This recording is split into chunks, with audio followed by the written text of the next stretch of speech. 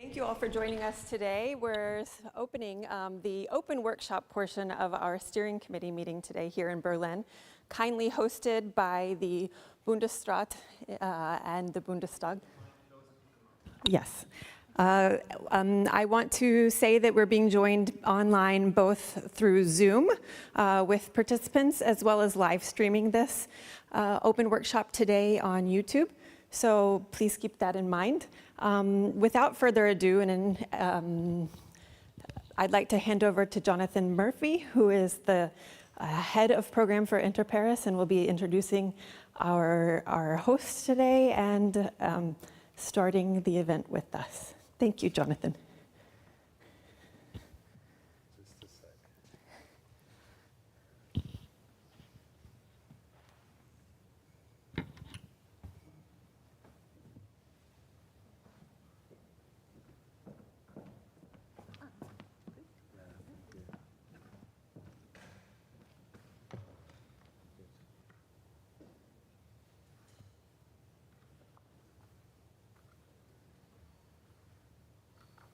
So, I need the microphone? So I'm very, very pleased to be able to introduce here today Ulrike Bahr, who is from a Member of Parliament, and she tells me from Augsburg in Bavaria. She has been a Member of Parliament in the German Bundestag since 2013, and she is a member of the Social Democratic Party and she advises us of the left faction in the Social Democratic Party. And Ulrike is the chairwoman of the Committee on Family Affairs, Senior Citizens, Women and Youth in the German Bundestag. Between 1991 and 2013, Ulrike worked as a teacher in various schools in Bavaria. So with no further ado, will hand the microphone over to you. And take that one? Or you have one here? Yeah, okay. Geht es? Yeah. Oh, thank you very much for the introduction. And I'll speak in German. Sehr geehrte Damen und Herren, ich freue mich sehr, dass ich hier heute bei Ihnen sein kann, um die Aspekte der parlamentarischen Arbeit im Bundestag zu erläutern oder Ihnen darzustellen. Und es ist gut, dass die Europäische Union das Projekt Inter-Pares fördert, und ich danke der Organisation International Institute for Democracy and Electoral Assistance, dass sie dieses Projekt durchführt. Denn mit dem Austausch zwischen den Parlamenten können die EU und ihre Partnerländer auch gegenseitig demokratische Entwicklungen befördern und Demokratie nachhaltig stärken. Im Deutschen Bundestag führen wir auch zum Beispiel auf Ausschussebene regelmäßig Gespräche mit Delegationen von Parlamentarierinnen aus nicht-europäischen Ländern zu einschlägigen Themen. Aber das Besondere bei Ihnen ist, dass Sie die Mitarbeiterebene in den Verwaltungen der Parlamente mit einbeziehen. Das finde ich sehr, sehr positiv. In unserer parlamentarischen Arbeit ist es wichtig, Stimmen von außen zu hören, sei es Stimmen von Bürgerinnen und Bürgern direkt, sei es Stimmen von Verbänden, Vereinen und Interessensvertretungen, um Impulse aus der Bevölkerung zu bekommen und zu schauen, wie wir als Volksvertreter und Vertreterinnen positive Veränderungen im Sinne der BürgerInnen herbeiführen können. Die Stimmen der Bürgerinnen und Bürger nehmen wir als Abgeordnete vor allem in unseren Wahlkreisen wahr, durch Gespräche vor Ort oder Einladungen von BürgerInnen aus unseren Wahlkreisen ins Parlament. Dort gebe ich immer wieder Einblicke in den parlamentarischen Alltag und in politische Prozesse.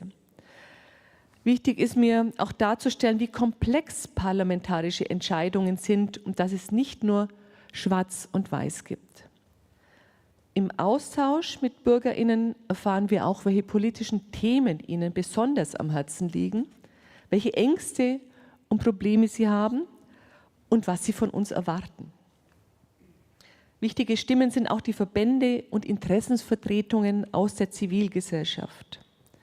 Und in der Geschäftsordnung des Deutschen Bundestages ist vorgesehen, dass zur Information über einen Gesetzentwurf, aber auch zu Anträgen der Fraktionen ein Ausschuss öffentliche Anhörungen von Sachverständigen, Interessensvertretern und anderen Auskunftspersonen vornehmen kann. Und beim vom Parlament überwiesenen Vorlagen ist der federführende Ausschuss auf Verlangen eines Viertels seiner Mitglieder sogar dazu verpflichtet. Wir hören als Betroffene und Experten, bevor wir einen Gesetzentwurf zu Ende beraten und abstimmen. Ein anderes wichtiges Instrument, um Themen zu setzen, die vielleicht noch nicht im Fokus waren, ist das Petitionswesen des Deutschen Bundestages. Hierbei können BürgerInnen oder Gruppen eine Petition zu fast jedem Thema einreichen. Und diese Petition kann unter bestimmten Voraussetzungen veröffentlicht und von weiteren Personen unterstützt werden. Das Petitionswesen ist in unserem Grundgesetz verankert. Artikel 17 Grundgesetz besagt, jedermann hat das Recht, sich einzeln oder in Gemeinschaft mit anderen schriftlich mit Bitten oder Beschwerden an die zuständigen Stellen und an die Volksvertretung zu wenden. Die Petitionen können elektronisch unterzeichnet werden und in Foren kann darüber diskutiert werden. Bitten zur Gesetzgebung des Bundes und Beschwerden über die Tätigkeit von Bundesbehörden werden parlamentarisch beraten.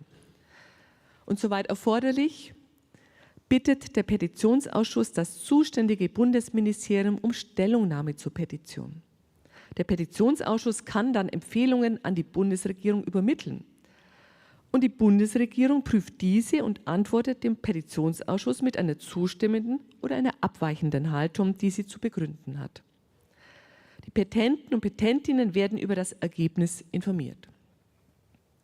Also über das Petitionswesen werden Themen an die Politik herangetragen, mit welchen sich sowohl das Parlament als auch die Bundesregierung befassen müssen. Und je mehr Menschen die Petition unterzeichnet haben, desto sichtbarer wird der Druck aus der Zivilgesellschaft. Hat eine Petition innerhalb der Mitzeichnungsfrist das Quorum von 30.000 Unterstützungen erreicht, so gibt es dazu eine öffentliche Ausschusssitzung. Und ein Beispiel für eine solche Petition ist die Forderung nach einem besseren Schutz von beruflich selbstständigen Schwangeren, welche über 100.000 Mal unterzeichnet wurde. Da werde ich aber nachher vielleicht im Panel 1 noch was dazu sagen. Das sind also wichtige Beispiele für Möglichkeiten, wie Stimmen wichtiger Akteure von außen das parlamentarische Geschehen erreichen und beeinflussen. Dazu kommt Öffentlichkeitsarbeit in Reportagen, in Fernsehen und Radio, in Zeitungen und Podcasts und in den sozialen Medien. Und wenn wir ein Anliegen unterstützen wollen, haben wir als Parlamentarier auch die Möglichkeit, mit unserer Fraktion oder auch überfraktionell Fachgespräche hierzu zu initiieren und zu organisieren, um noch mehr Aufmerksamkeit herzustellen und weitere Verbündete im Parlament zu finden. Diese können in parlamentarische Anträge münden, die im Bundestagsplenum beraten werden, bis sie dann hoffentlich den Weg in die Gesetzgebung finden. All das ist möglich, weil wir Meinungsfreiheit haben, weil BürgerInnen und Interessengruppen frei ihre Meinung und ihre Interessen vertreten können, ohne Repressalien, Verhaftungen oder andere Nachteile überhaupt befürchten zu müssen. Das ist ein großes Geschenk der Demokratie, dass wir uns wie unseren Augapfel hüten und verteidigen sollten. Und in diesem Sinne ende ich hier fürs Erste und danke Ihnen ganz herzlich für die Aufmerksamkeit. Vielen Dank.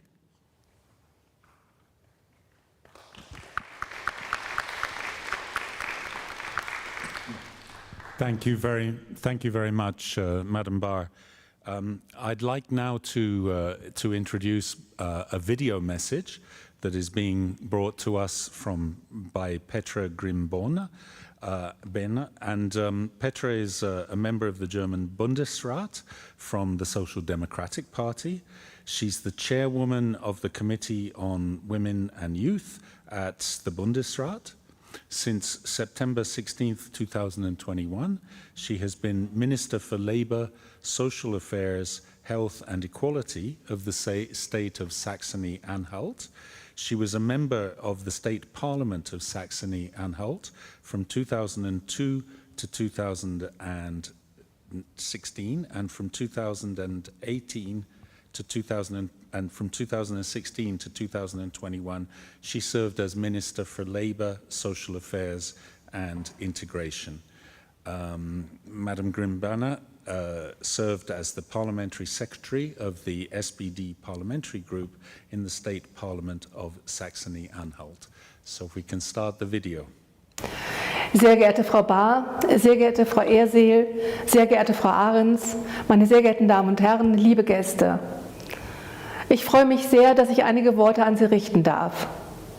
Veranstaltungen wie der heutige Workshop tragen dazu bei, die Anliegen unserer vielfältigen Gesellschaft, insbesondere aber von Frauen und jungen Menschen, sichtbarer zu machen. Sie dienen auch dazu, ihre Perspektiven und Erfahrungshorizonte stärker in die öffentliche Wahrnehmung zu rücken. Die Geschlechtergerechtigkeit und die Beteiligung junger Menschen sind als Grundprinzipien unserer pluralistischen Gesellschaft im Recht und diversen Strategien der Europäischen Union fest verankert.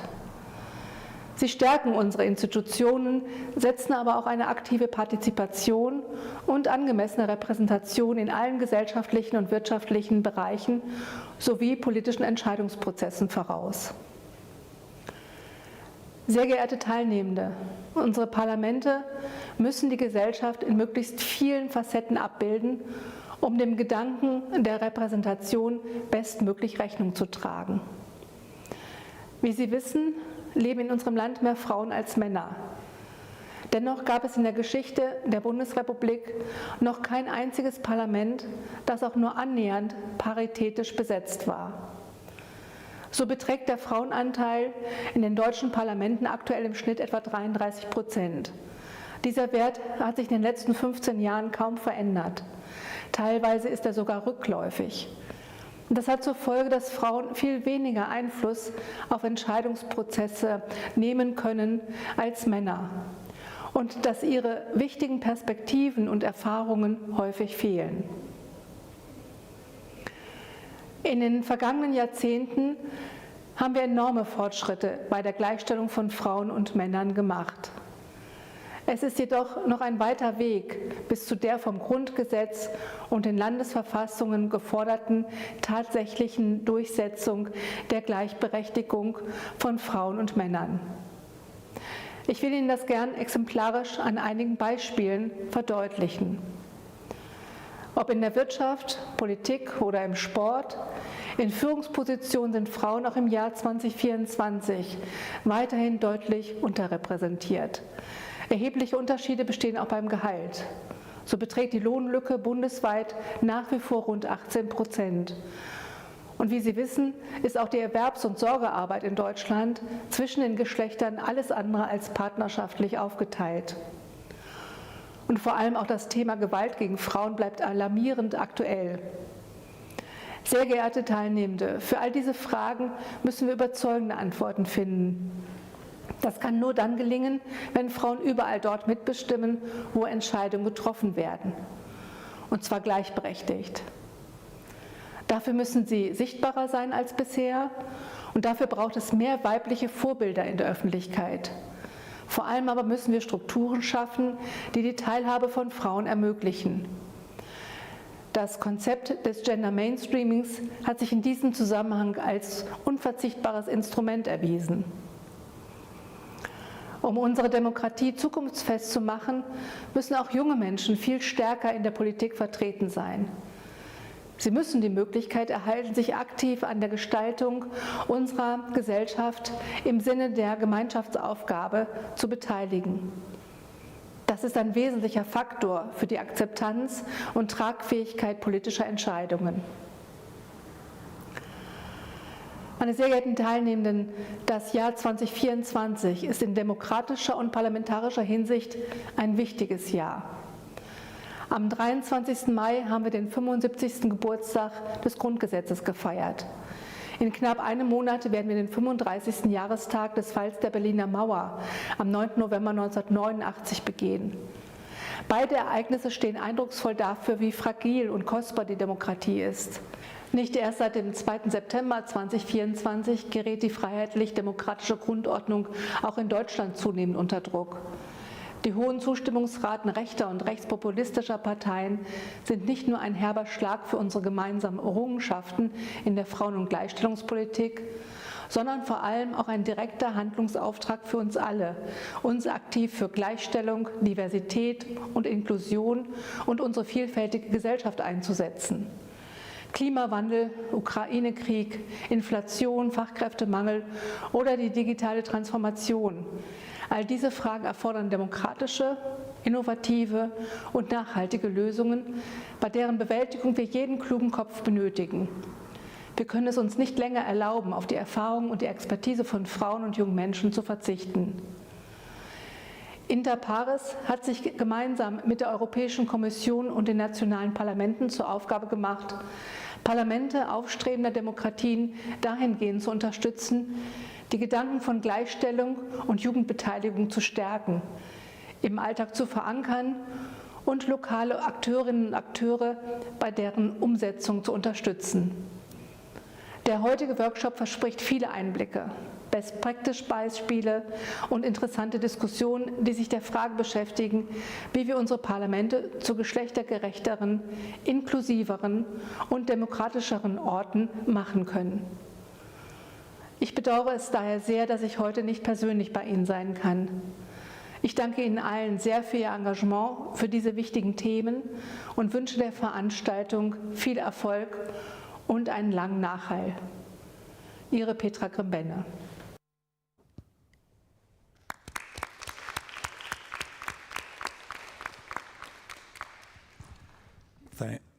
Thank you very much, Honourable Petra Grimbenne. Thank you very much, Honourable Ulrike Bahr, for your very encouraging and supportive words.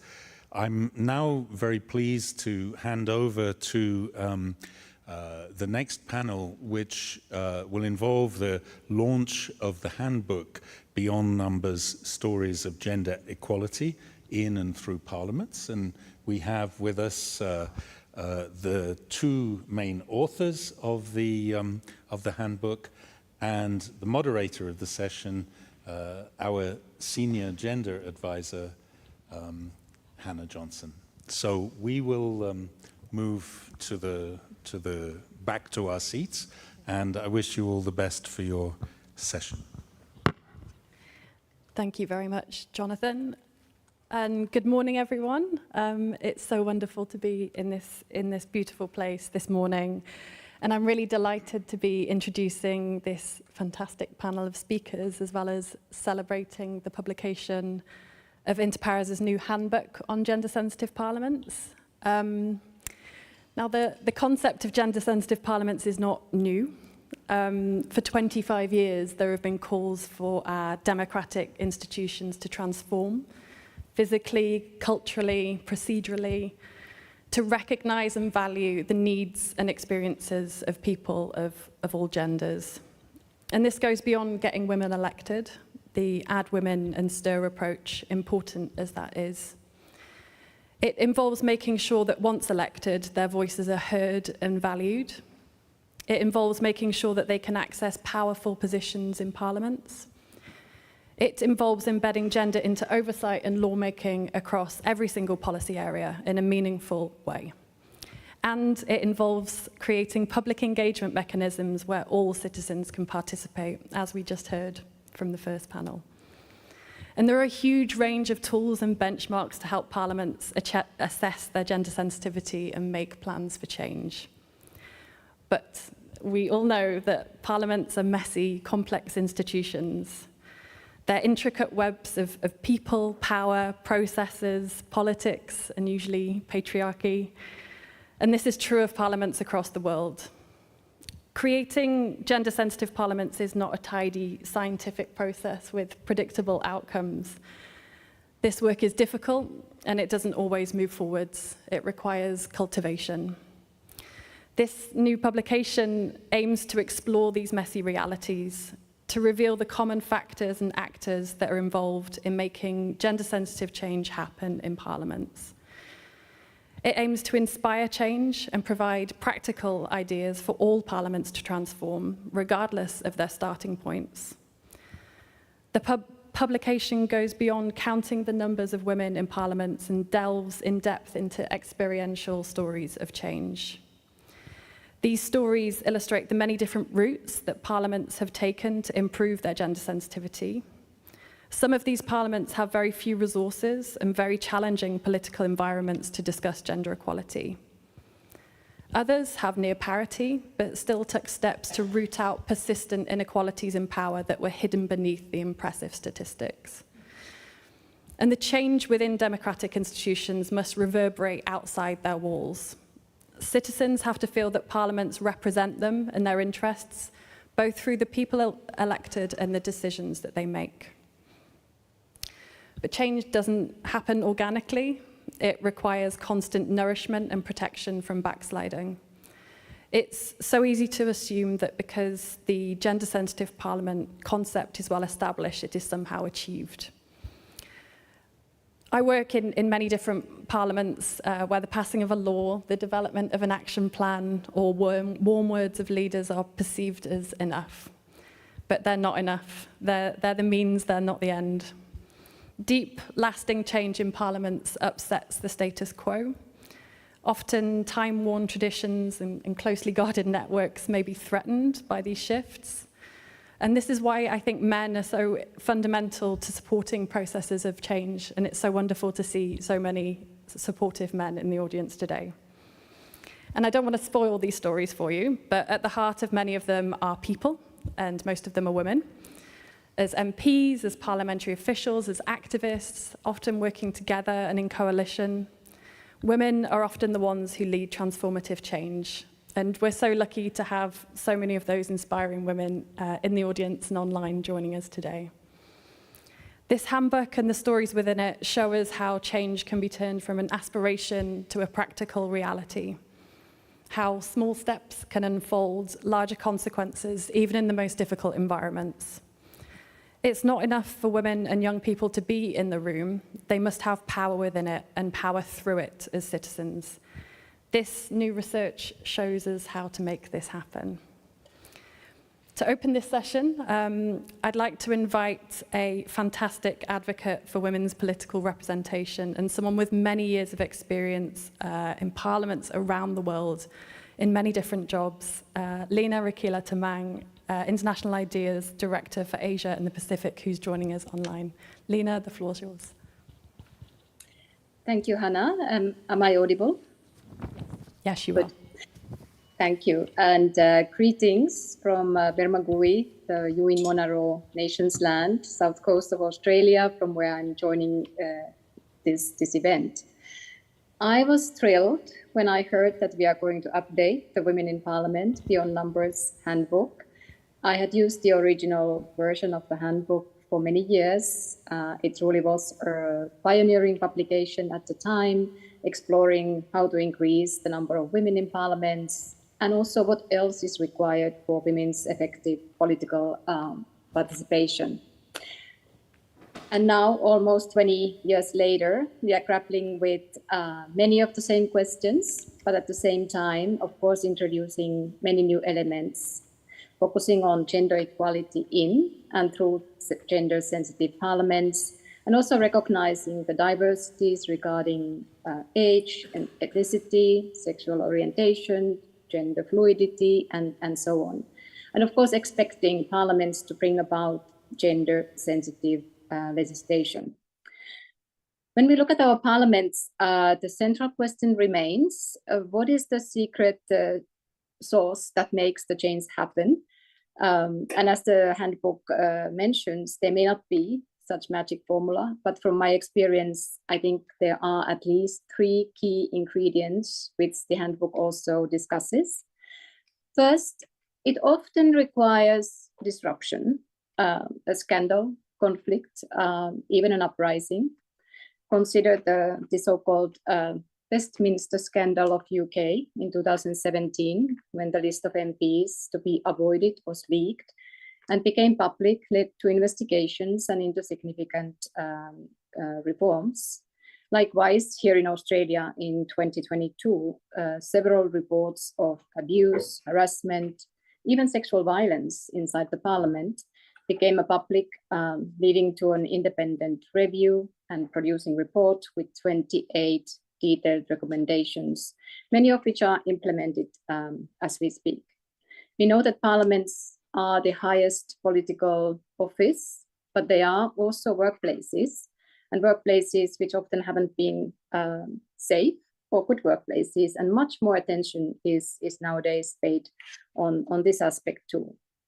In Nepal, change followed people's uprising, civil war, culminating in 2006, peace agreement, emphasizing inclusion as a key principle for the new constitution. Constitution which now mandates proportional representation of women and also quotas for historically excluded groups. And implementation of these provisions is at times challenging, but it has brought about the fundamental changes in Nepali politics and society at large. And the second ingredient, I would say, is perseverance, including during times when it feels like nothing is changing. And this has been very much the Scandinavian story, perhaps, building upon the work of previous generations, introducing incremental, sometimes significant changes as they became possible, often in alliance with men. As someone just reminded me, in Finland, and I'm originally from Finland, it was the male-dominated parliament which passed the law about the state's obligation to provide for childcare in 1970s, which then again enabled women to work outside their homes and started slowly to change those sticky, informal gender roles. Much of our work at International IDEA involves supporting parliaments of new and emerging democracies. And in these contexts, we often must celebrate even smaller changes and minor victories. In Mongolia, recent electoral reforms, shifting from first past the post system to a parallel one, resulted in dramatic increases in number of women in parliament from 13 to 32 in the June parliamentary elections this year. So sometimes, as Mongolian example demonstrates, it is possible design for change. And we know that advancing gender equality and wider democratization go very much hand in hand, and supporting gender equality in non-democratic and autocratic settings is sometimes very difficult. And it's women's movement in Iran or women of Afghanistan or the youth and women in Myanmar or anywhere else in the world. But I do believe it's incumbent upon us to believe that change is possible and to work in solidarity with those struggling for it. And the third ingredient is the need for alliances and partnerships with external actors, and the handbook is discussing this at length. And we see it in our work time and time again, that sustained support from political parties, bureaucracies, civil society actors, citizens is essential. I just wanted to, on this aspect, share a brief story from Nepal. As you may know, the Nepal's constitution is one of the most progressive in the world on concerning the rights of the third gender and the LGBTQIA community. And this achievement did not occur by chance. In the Constituent Assembly, the Fundamental Rights Committee included a third gender activist. His name was Sunil Pant, who not only represented a political party, but also a Blue Diamond Society, an influential CSO working on LGBTQI issues. And each time the committee debated third gender issues, the organization mobilized its members across the country to call the MPs and lobby for the cause.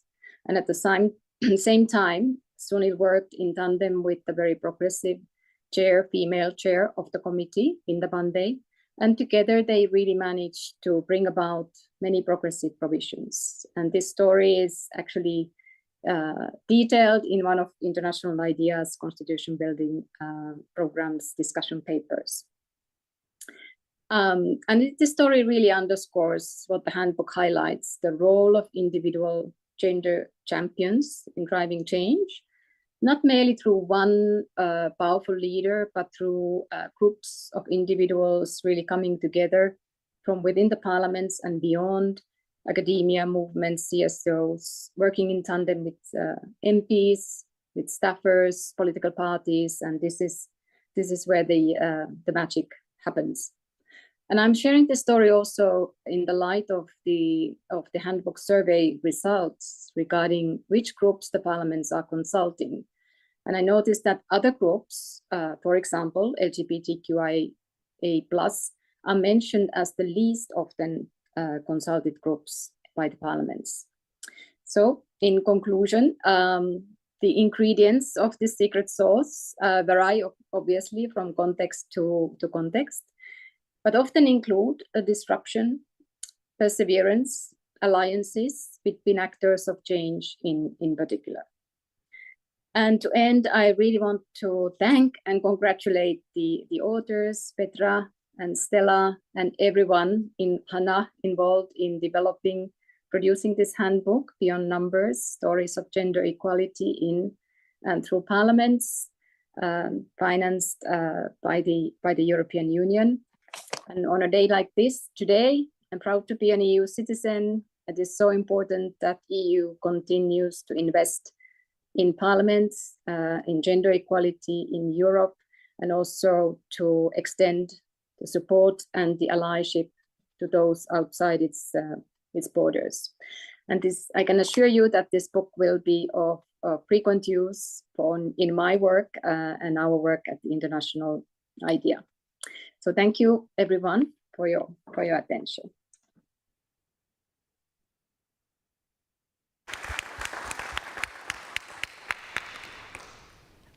Thank you so much, Lena. And you've so beautifully drawn out some of those ingredients from the research.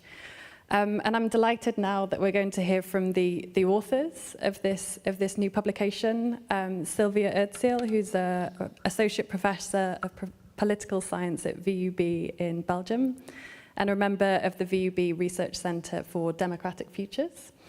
Her research centres on the causes and consequences of gender and social inequalities in representative democracy. And Petra Arens, who's an Academy of Finland Research Fellow at Tampere University in Finland. Her research focuses on gender policies and politics in the EU and its institutions, gender equality in Germany, gender-sensitive parliaments, and transnational civil society. And we're so lucky to have two such esteemed, creative, and flexible academics to conduct this research, and we're really thankful to them. Sylvia, Petra, the floor's yours. Thank you. Good morning, all, and thank you for this introduction, Hannah.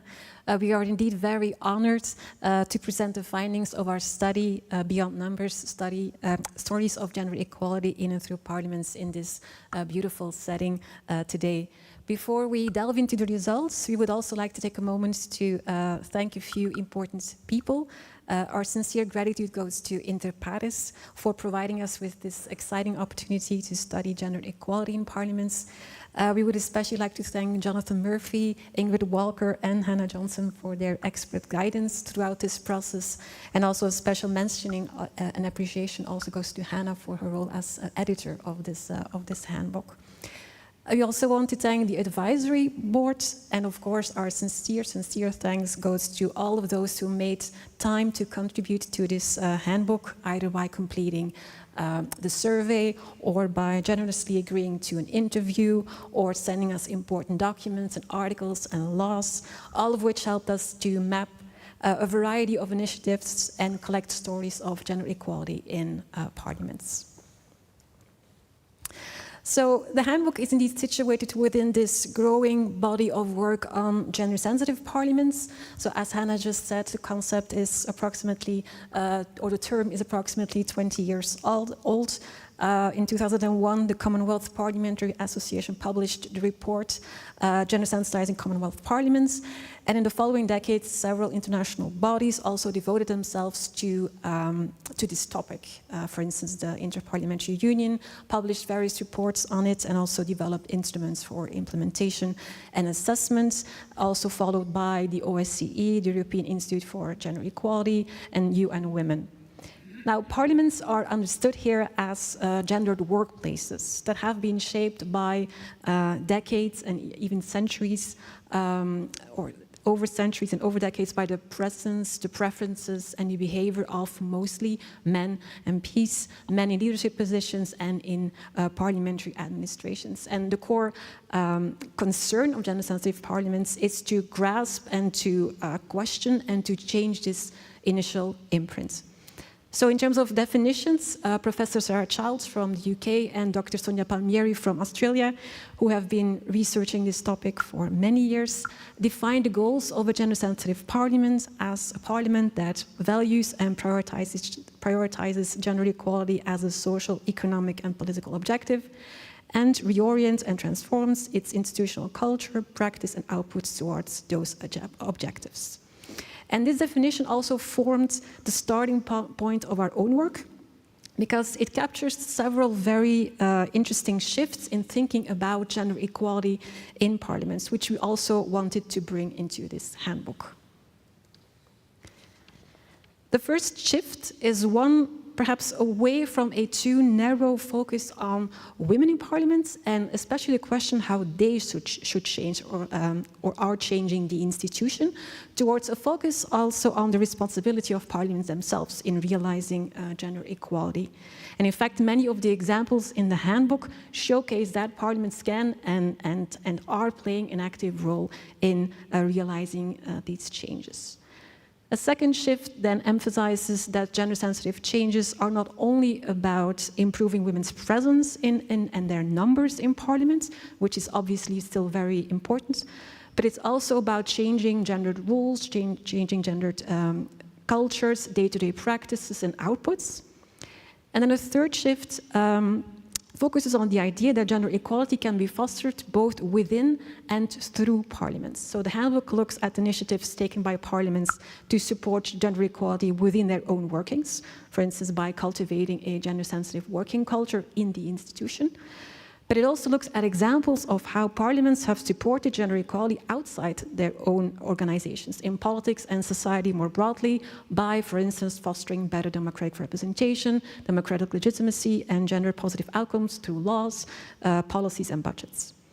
So the handbook, and we added a picture there or a figure there, the handbook zooms in on these 4 core aspects of gender-sensitive parliaments. They are about ensuring the equal presence of and power sharing between men and women in parliaments. They are about embedding women's issues and gender equality concerns in the core activities of parliaments, that is, lawmaking and oversight. They are about supporting parliaments, parliamentary infrastructures that accommodate the diverse needs of people of different genders. And they are about establishing an external outreach that connects parliaments with diverse publics. So we will take a closer look in a minute at each of these dimensions, but before that, we also wanted to briefly say something about the methodology and the approach of our study. So as Hannah already said, the idea behind the study was to compose a handbook that kind of shares these real stories from parliaments that have adopted or implemented gender-sensitive changes. So we aim to collect inspiring examples and inspiring stories of gender-sensitive change that reflected also the diverse experiences and the diverse approaches taken by parliament across different regions of the world, and to bring these stories together and share them with fellow parliaments, with practitioners, politicians, academics as well, in the spirit of peer-to-peer learning, which is also very much fostered by Inter Pares. The handbook is also data-driven. That means that we analyzed factual data on women's presence in parliaments, and we also collected data through surveys with parliamentary administrations. We collected written contributions from different people, and we also included interviews with change makers. So let's turn to some of our findings. The first key dimension of gender-sensitive parliaments, as I said before, relates to the equal presence and power sharing of men and women within parliaments. And obviously this topic has received much attention in previous studies.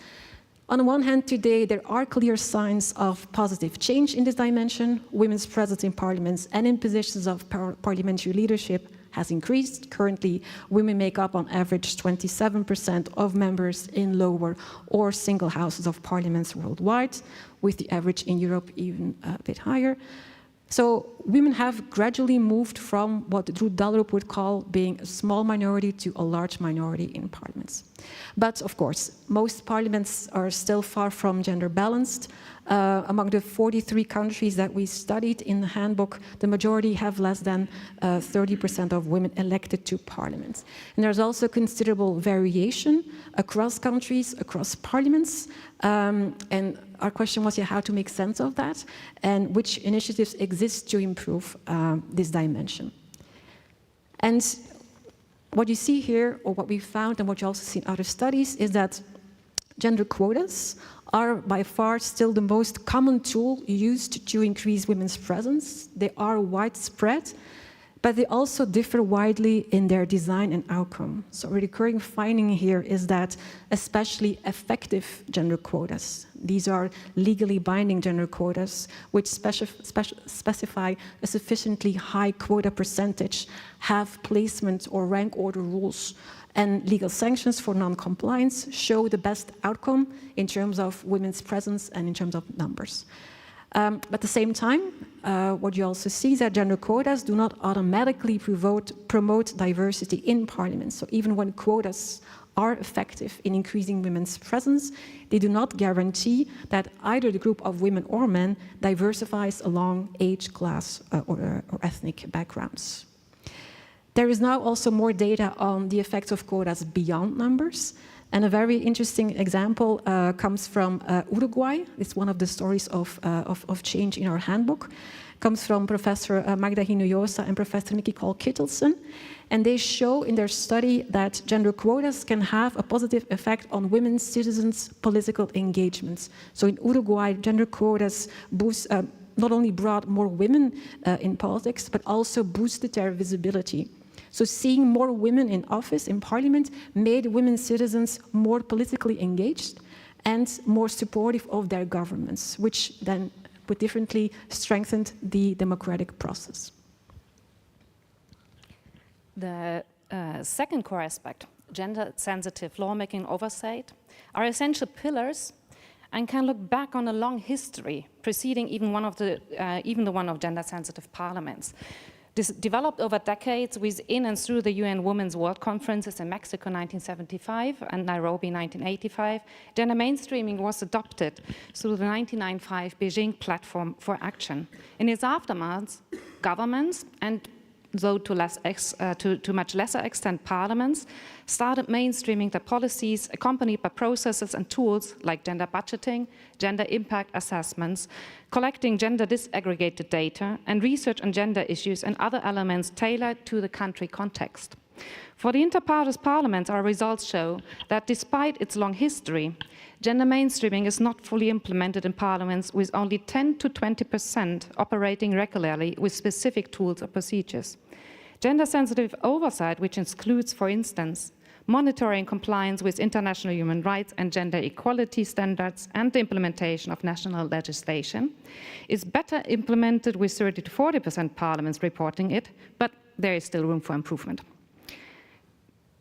To emphasize important lessons from lawmaking oversight, rules and tools do not change practices and cultures alone. Informal processes and activities are important too, and sometimes more flexible and adaptable. Consistency in awareness raising is key to maintain enthusiasm, particularly if critical actors are not present or left in the meantime. All policies, be it on family, transport, energy, digitalization, or social affairs, are gendered, and we need to pay attention to that. Given different histories, rules, procedures, and contexts, every parliament must find their own way of embedding gender in rules and procedures. Yet, Access to trusted gender data analysis is critical, as this is needed to predict or assess the gender impact of law, policy, or budget. Gender-sensitive changes often result from few critical actors, be it gender equality bodies, women's caucuses, informal cross-party networks, or simply individuals or groups of MPs or parliamentary staff that push for change. What lessons mean in practice can be illustrated by two of our examples, Italy and Chile. The case of Italy will be presented in the second panel by Maria del Cocinato, so we will wait for that one for the second panel. And Chile is also a very interesting case more recently, with the support of Inter Pares, turned to gender-sensitive post-legislative scrutiny, where existing methodologies were scrutinized and extended, leading to a gender-sensitive impact assessment template. This will ensure that gender considerations will be integrated transversally across various subjects and various impact analyses, rather than treated as a distinct category. Ultimately, the process where also citizens can participate identifies where legislation falls short as regards gender and how this can be remedied. The third core aspect, the internal organization of parliaments, comprises, on the one hand, infrastructure, including physical spaces and visual elements. Think of your own parliaments. Whose portraits or statues do you see there? What is presented, and who are women and men equally visible? Who are the artists who can exhibit their art and who can contribute to what is visible in parliaments? You may also want to consider whether women and men are equally valued in how parliamentary buildings or rooms are named. Are they equally represented? Italy, for instance, inaugurated in 2016 its Sala del Donna, the women's room, celebrating the first women who entered the political institutions of the Italian Republic. So really one room dedicated to the first ones who made it into the institution. And in our second panel today, Kiba Jacob-Motley, who's present here, very excited about it, will present the inspiring story of change from Trinidad and Tobago. Other important gender-sensitive infrastructures concern bathrooms, as most parliaments provide as best an equal number of toilets for women and men. Yet, to even out waiting times at bathrooms, women require about 2 to 3 times the provision of men because of biological functions or because they are still primary caretakers and need to go there with children. Providing also gender-neutral toilets can ensure access for parents accompanied by children, disabled relatives of the opposite sex, and transgender, non-binary, and intersex people, to ensure that they also have access and are addressed. When talking about parents, our study found that the provision of childcare facilities in Parliament or arrangements for breastfeeding mothers or parents feeding babies are still not widespread. I don't know if you can see it, it's probably a bit small, but there are like around 35% of the parliaments that have childcare facilities. When it comes to breastfeeding, we only have like 23, 25%, and then it's even lesser for feeding babies, regardless of what sex the parent has. Overall, for the internal organization, it's not only the infrastructure, but more generally the organization of parliamentary work. It is closely connected to what we just showed on childcare facilities. Even if there are facilities, other aspects need to be attended to make parliaments more family-friendly, like adjusting sitting hours, or possibilities of proxy voting, or aligning sittings with school calendars, which happen in some countries, but not many, and paid parental leave also for MPs. Next to family friendliness, a violence-free parliament is core to the organization of parliamentary work. And it requires a really broad conceptualization, way beyond physical violence. It encompasses collecting data, introducing policies and procedures to prevent or at least address harassment, discrimination, abuse, and misconduct. In 2012, Bolivia was the first country in the world to legally recognize and criminalize political violence and harassment against women. In 2012, as part of a broader process of constitutional change and under the impulse of the large mobilization of feminist and indigenous women's activists. And in the second panel, we have Michal Onea, who will share an inspiring story of change from the European Parliament.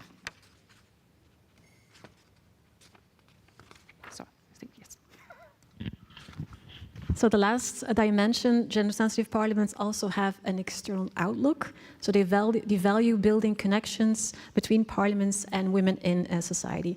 And there are many possibilities for doing this, and many examples in our handbook also show this. For instance, many parliaments organize occasional or frequent consultations with women's movements and civil society organizations. This can happen formally by inviting CSOs, for instance, to committee hearings or consulting them in the legislative process.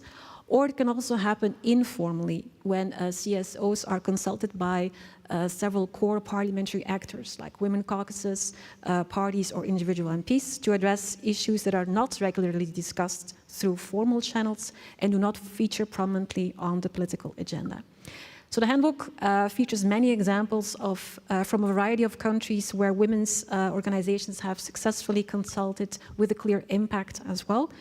We wanted to mention one example, but it will also feature as one of the stories in one of the upcoming panels. In Malaysia, for instance, a coalition of women's organizations invested in offering very flexible support to MPs on key gender issues by collecting data on gender issues, by offering legislative expertise, by running gender mainstreaming trainings and monitoring parliamentary proceedings. Then some of the parliaments in the study also report having committee meetings and hearings and roundtables for which they invite women on a more individual basis, for instance, women citizens, women experts, women witnesses. An interesting example here comes from the German Bundestag, where two women MPs from the CDU-CSU parliamentary group used the parliamentary space to organize a well-attended event on menopause with doctors, experts, activists, community groups, and citizens. A new way of engaging citizens is also through citizens' assemblies and juries. Although not that common in relation to gender issues, there are some recent examples from the Irish Parliament which has established citizens' assemblies focusing on gender issues, gender equality. And other initiatives that parliaments are undertaking focus on education of young women often, not always. Many parliaments organize educational events like tours, visits for citizens, cultural events, expositions focused on gender issues, for instance, expositions that focus on women's historical role or the history of women's suffrage in a specific country.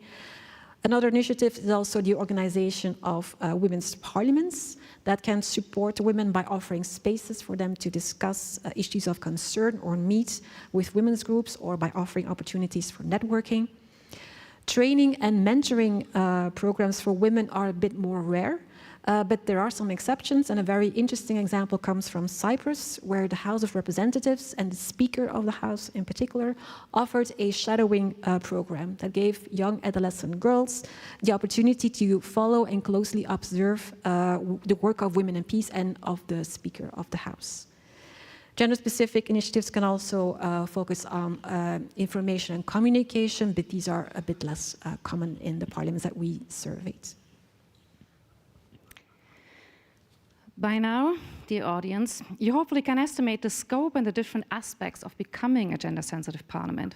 We hope our results and examples illustrated well the multifaceted nature of the endeavor and the wealth of inspiring stories of change.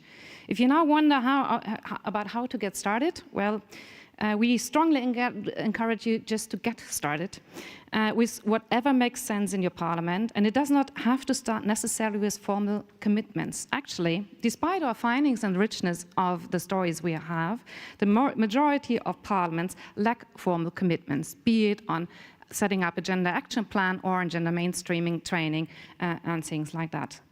And still, there is a variety of change going on in different parliaments.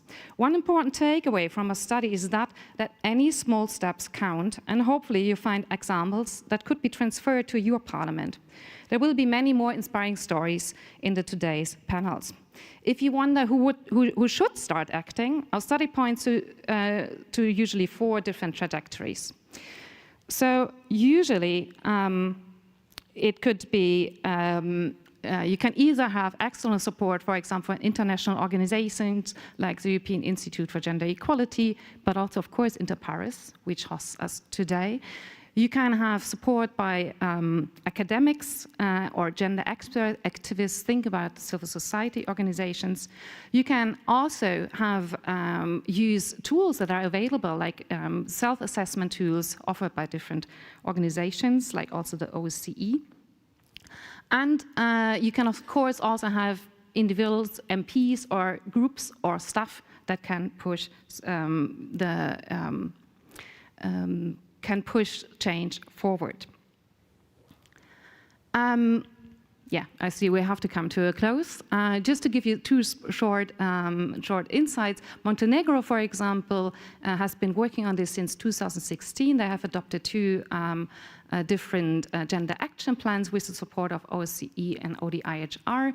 And Belgium has a very interesting and unique process because driven by the two speakers of the parliament, both women back then, they had a cross-chamber process where they organized simultaneously gender audits in both chambers, the Senate and the Chamber of Representatives, to develop gender action plans that are now to be implemented. To conclude, very simple. There is no one-size-fits-all. You're not alone. Support is available. Ask Interpares, for example. Becoming more gender sensitive means entering a long-term journey, is not having isolated one-time events. And the best time to start is always now. And democracy improves if all voices are represented and heard through different paths and procedures. Thanks for your attention.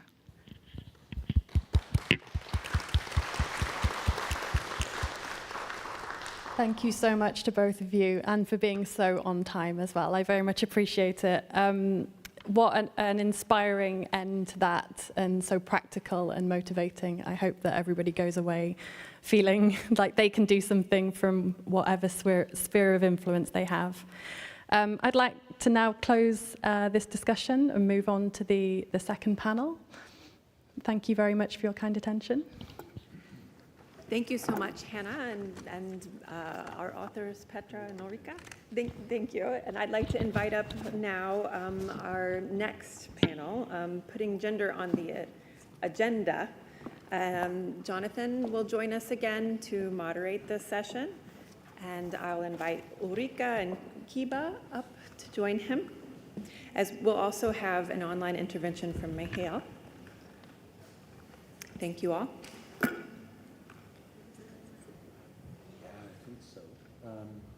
Unless, shall we be balanced?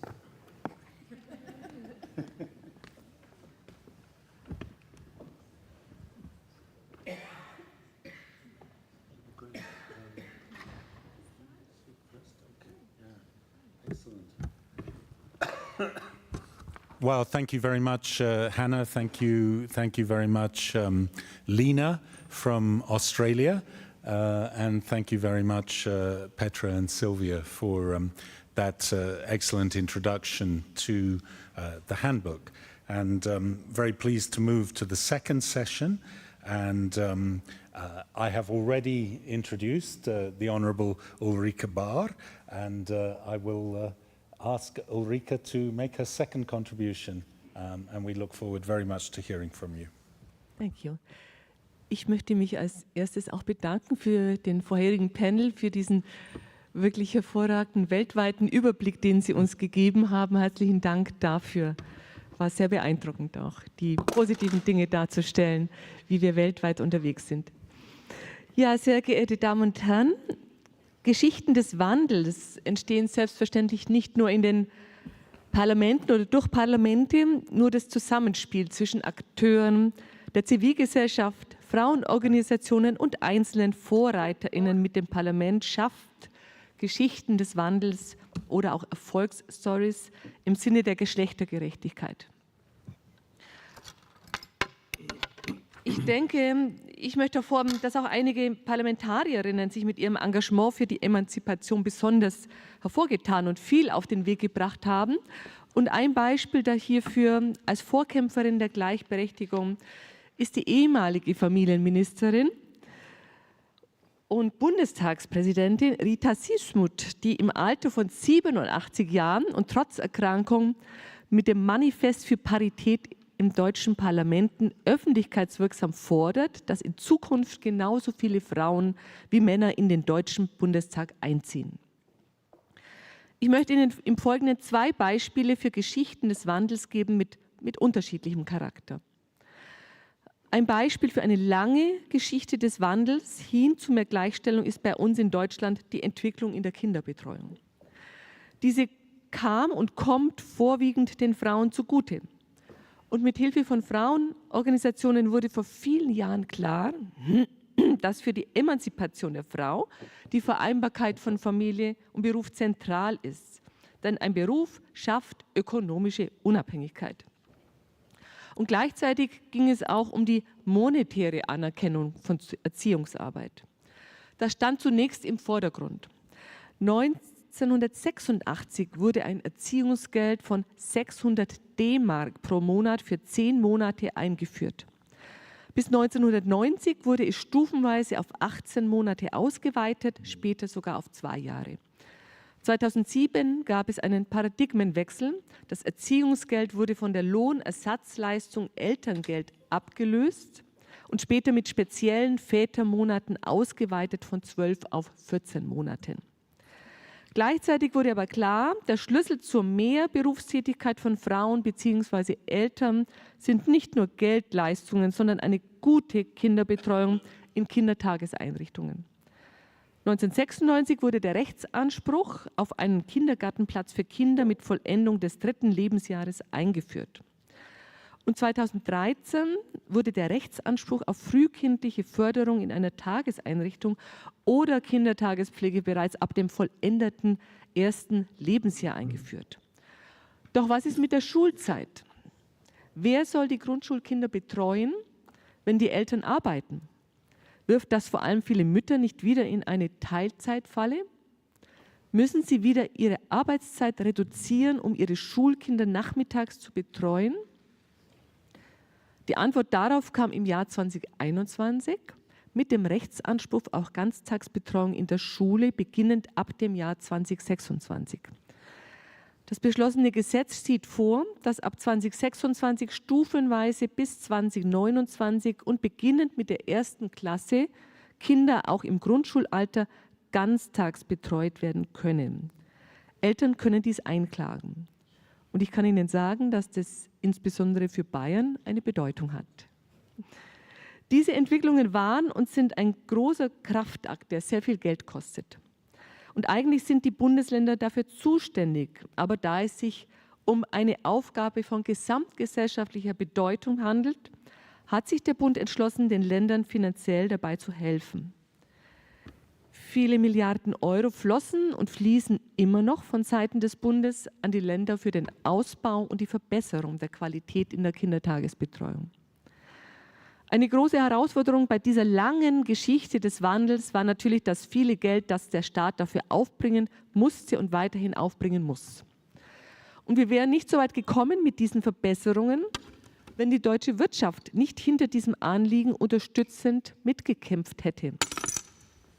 Denn man hat in der Wirtschaft irgendwann begriffen, dass die Arbeitskraft und das Know-how von Frauen für den Erhalt unseres Wohlstands unverzichtbar sind. Hier war es ein klarer Vorteil, die Wirtschaft als Verbündeten zu haben.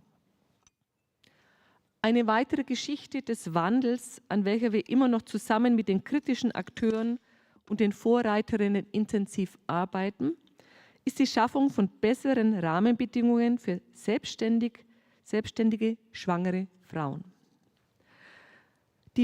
Frauen, die in einer selbstständigen Tätigkeit nachgehen und schwanger werden, sind gegenüber Frauen, die bei einem Arbeitgeber angestellt sind, benachteiligt. Selbstständige fordern deshalb Verbesserungen beim Mutterschutz und bessere Bedingungen beim Elterngeld, vor allem für Gründerinnen. Und ebenso sollen für ihre Ausfallzeiten im Betrieb während und nach der Schwangerschaft ohne wirtschaftliche Nachteile für sie ausgeglichen werden. Das Thema besserer Schutz von beruflich selbstständigen Schwangeren ist lange Zeit weder in der Politik noch in der Gesellschaft gesehen worden. Bis eine junge Tischlermeisterin, die ihre eigene Tischlerei allein geführt hat, schwanger wurde und festgestellt hat, dass selbstständige Frauen im Handwerk sehr benachteiligt sind.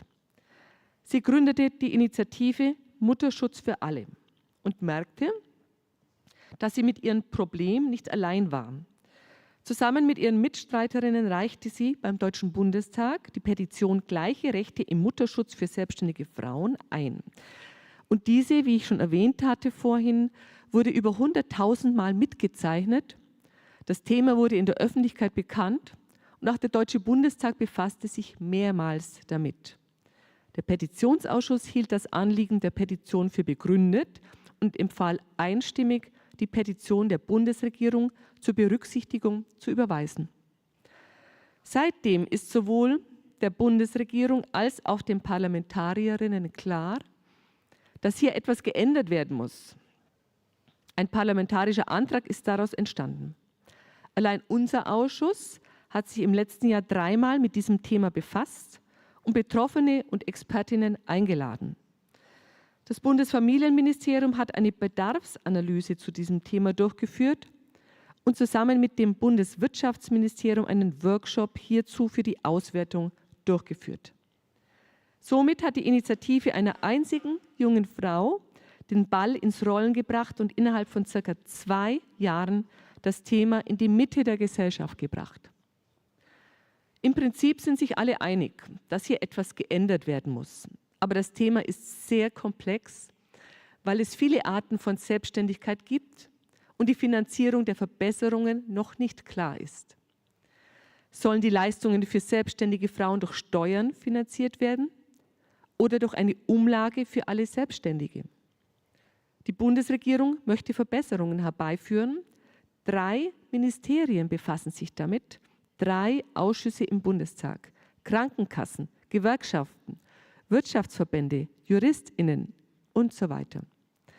Ich hoffe, dass uns die gemeinsame Anstrengung für einen besseren Schutz von selbstständigen Schwangeren gelingt, denn Frauen, die einen eigenen Betrieb führen, sollen sich auch für ein Kind entscheiden können, ohne zu befürchten, dass ihr Betrieb bankrott geht. So ähnlich wie bei diesem Fall haben wir in der Vergangenheit Verbesserungen erreicht, wie das Recht auf Rückkehr von Teilzeit in Vollzeitbeschäftigung.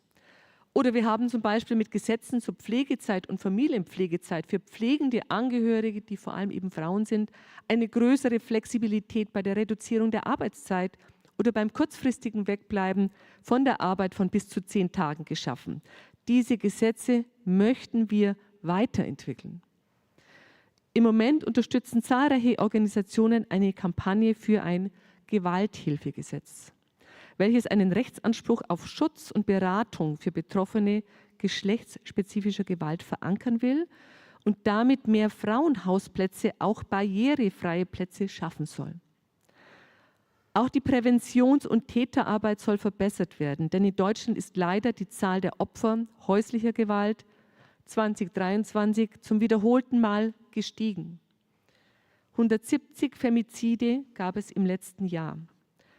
Es gibt also noch viel zu tun und dabei brauchen wir Parlamentarierinnen, die Anregungen der engagierten und kritischen Akteurinnen, die uns antreiben und die Themen setzen. Und natürlich brauchen wir auch viele Verbündete aus der Zivilgesellschaft, aber auch aus der Wirtschaft, die uns bei der Durchsetzung von Frauenrechten unterstützen. Ich danke Ihnen. Vielen Dank.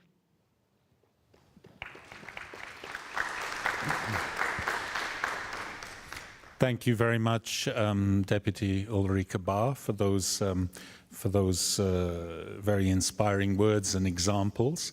I'd like to turn now to Kiba Jacob-Motley. I introduced Kiba yesterday, and we were all, I think, really appreciative of the comments Kiba made in regard to Interpares and the work with the Parliament of Trinidad and Tobago. Kiba is joining us in a way on a different topic with a different hat a little bit today. Kiba will be talking about using parliamentary spaces to highlight voices and persistent inequalities to a new audience. And I would like to also point out and suggest, after Kiba has spoken, that Kiba herself is a renowned visual artist in Trinidad, and I think a lot of Kiba's feelings about gender equality, feelings about the importance of cultural aspects of equality comes out in her art, but it will also come out in her presentation. Kiba. Thank you very much, Jonathan. Good morning, everyone. So, talking about putting gender on the agenda at parliaments, I mean, I'll talk about it from my personal perspective, and I always look at things with a view of understanding my circle of control versus my circle of influence, all right? And so I've learned along the way that my circle of control might be very, very small, but my circle of influence might be a bit larger. And so that I don't frustrate myself, I work on the things that I have control over. So I may not have control over legislation, but I may have control over things that happen in the room where legislation is being passed. So my perspective will really be, because as a parliamentary staff, it'll be behind the scenes and so on. So it's looking at the challenges for creating space for gender issues using the concept of awareness, champions, and tolerance to both identify the challenges but also the opportunities for representing women's views and public engagement, which is the purpose of Parliament. So in terms of awareness, it starts with personal awareness and understanding what gender really is. I mean, and gender could be so many things, but of course our focus today is women. And looking at things with a gender-sensitive lens always, and recognizing that even as a woman, you may not have been looking at things with a gender-sensitive lens. And perhaps even as a woman thinking that you were not affected by gender-sensitive issues.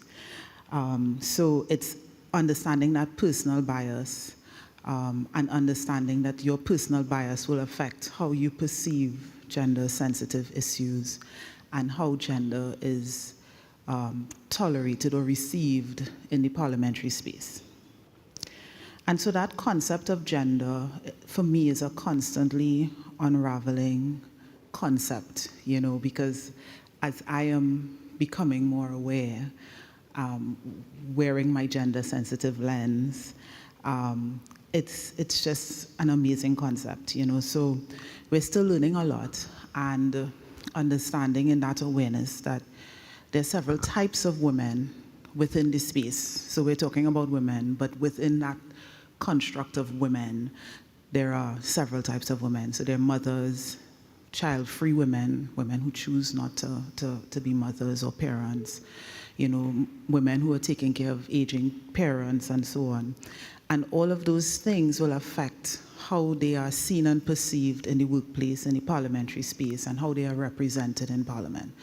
So that awareness of first the personal bias, and then the different types of women, and then the requirements of these women.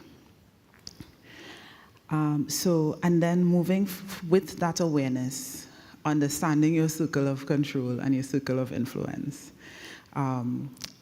being a champion, and understanding that you have a duty and a responsibility to speak up when you are in certain spaces, and advising parliamentarians or whips when they are assigning persons to serve on committees, you know, that there should be representation and representation of different types of women. So you don't just want to have a woman or two women, but make sure that there is diversity within the women that you have on a committee.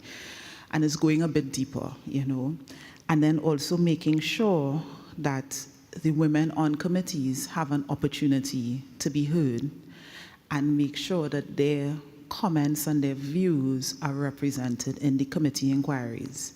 because those comments and views are reflective of the wider society and the women that they represent. So, and of course, understanding that many times, although you have parliamentary committees, the majority of, even if you were to have a reasonable, equitable number of men and women, still the positions, the whips, the committee chairmen, it's mostly men. And so it's to get those men to understand and to wear a gender-sensitive lens and to become champions for gender sensitivity in parliaments, you know. And so I would very often point out to my committee chairman, you know, let the woman on the committee ask her questions first, you know, depending on what the topic is, you know, or you're not giving enough time to the woman on the committee who's asking questions. Or in terms of the committee inquiry topics, not enough of those topics reflect gender-sensitive issues. Or even including in each inquiry. So for instance, there was an example of police stations being constructed with no provision for female police officers. And so we're spending millions of dollars to construct a police station, and there's no proper accommodation for the women. So things like that, and understanding and appreciating that it's also okay to be a champion, you know, and to encourage the men to be champions as well, because it's usually the women speaking for women, but it's important for the men to speak for us as well, so that it's not a woman's issue, you know, it's not just a bunch of women complaining that, you know, we're not getting enough, you know, and we're having challenges, you know, but for the men to see and understand and appreciate that adding their voice validates the concerns. So I'm going back to validation from yesterday, you know, that adding their voice validates these gender-sensitive issues that are being raised. And then, as a champion, you also have to discourage gender-insensitive behavior. So, and do it in a way that is because you don't want to alienate people. We were socialized in a particular way, especially some of the older men who may operate in this space. You know, they were socialized to see women in particular roles, and they treat us and speak to us in that way still. And so it's understanding from their perspective that this is how they were raised. I'm not saying that it's okay, but understanding that that's how they were raised, but still it's important to say to them in a very polite and respectful manner that it may not be appropriate to say certain things, to comment on how a woman looks or how she smells and things, the strangest of things. I wouldn't go down the list.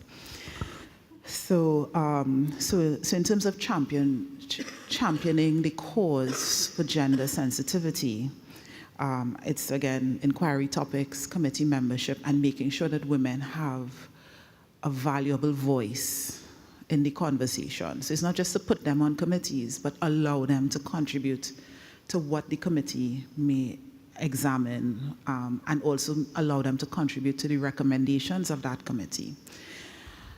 And then in terms of tolerance, so we have to be tolerant of each other. And of course, I was trying to, you know, myself, I have to be tolerant of myself and my journey and my understanding and wearing this gender-sensitive lens, you know, and the recentness with which this gender-sensitive lens came to me, you know, because it was a very recent thing for me, I think within the last 10 years. And so it's a journey, it's a long journey. I saw that earlier, you know, it's a long journey. And we have to, with that tolerance, continue to ensure that there is nourishment from backsliding. I like that. You know, to make sure that we continue to champion the cause, that we continue to raise awareness, that we continue to acknowledge biases, starting with our personal bias.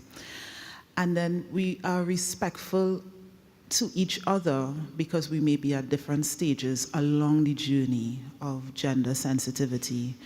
And then, of course, in all of these things, the awareness, the championship, the tolerance, it is to communicate this to the public and make sure that the public understands that Parliament is a gender-sensitive space, a gender-aware space, a women-friendly space, you know, understanding the needs of various women in society, by first demonstrating that they understand the various needs of the various women parliamentarians operating in the space, even parliamentary staff and so on.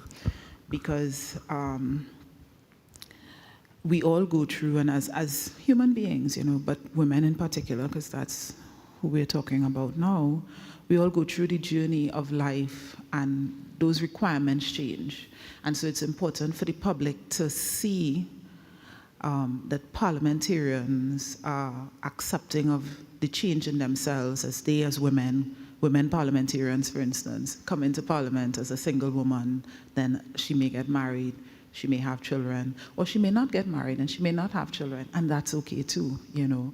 And the needs of those two women are different in different spaces, in different instances, and it's okay to be that person.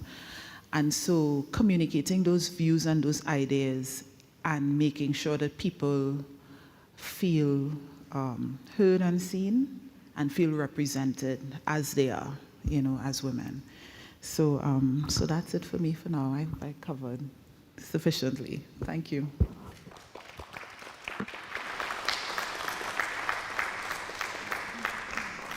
Thank you very much indeed. We now have two interventions online, and I will introduce them. We have already announced in the program Michael Onea, who is head of service at the Prevention and Wellbeing at Work Unit, the Service for Wellbeing at Work, Directorate for HR Support and Social Services at the European Parliament, who will be making an online intervention, along with Valerie Montebello Demogio, Director of the Directorate for Resources, DG Personnel at the European Parliament. And Michael and Valerie will be sharing their time, and I'll hand over to Michael to begin, and then if he can hand over to Valerie, that would be great. Thank you very much. Thank you very much, Jonathan. I hope the sound is okay. Yes. Thank you. Thank you so much for having us. I will start our presentation. So again, my name is Michael. I work for Prevention and Wellbeing at Work in the European Parliament, as you said. And I will start with a few considerations anchoring what we have to say into the key notions you speak about today, which are change. And then we'll deal with the topic of harassment, and most importantly, sexual harassment in this context. A few words about change in the European Parliament, because I will also use the notion that we just heard from the previous presentation, the journey. We are on a journey of change, obviously, and the change we deal with in terms of harassment policy. It's sometimes transformational and sometimes incremental. And I will speak about changes that happened since 2017 and since the Me Too movement. Me Too movement was one ingredient among many others that facilitated or pushed for change. Other ingredients that facilitated and leverage change are, for example, the strong political vision and strong political commitment of some figures such as Vice President Morin Chartier, such as the current President Roberta Metsola. They are really, really determined and engaged with changing things for better in the space of gender, but more precisely in the space of dealing with harassment in the European Parliament. We also have more and more very senior civil servants with very strong skills in terms of change management. We've been able to build on crisis. And again, among those crises, recent crises, I name Me Too, but also, for example, the COVID crisis, that generated a change in the public debate, generated small changes in the culture that allow us to speak a little bit more and more freely about things that were previously taboo or were accompanied by stigma. And precisely, I speak about harassment, but also I'm thinking about mental health in the workplace and other things. So the harassment policy in the European Parliament was historically pretty much linked to gender policies, precisely. But also we link them more and more with everything that is prevention, well-being at work, prevention, and psychosocial risk in the workplace. And as such, we have many actors involved with the policy.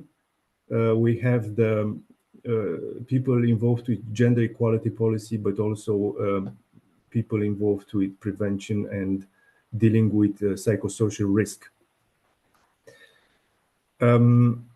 We invested tremendously over the recent years in prevention, in awareness raising, in training, in campaigning, in all sorts of talks and counseling. I will let Valerie after this to present you more in detail the mechanisms and policies that we put in place. And again, some of them are transformational because they are completely new. And some others are just relate to just improvements of rules in place or improvements of all sorts of operations dealing with harassment. I will stop here for myself. I'm aware about the shortness of time that we have. I will pass the floor to Valerie, and obviously I'm open for discussion after this. And Valerie will take over to present you things that we put in place and specific mechanisms. Thanks very much, Valerie. Over to you.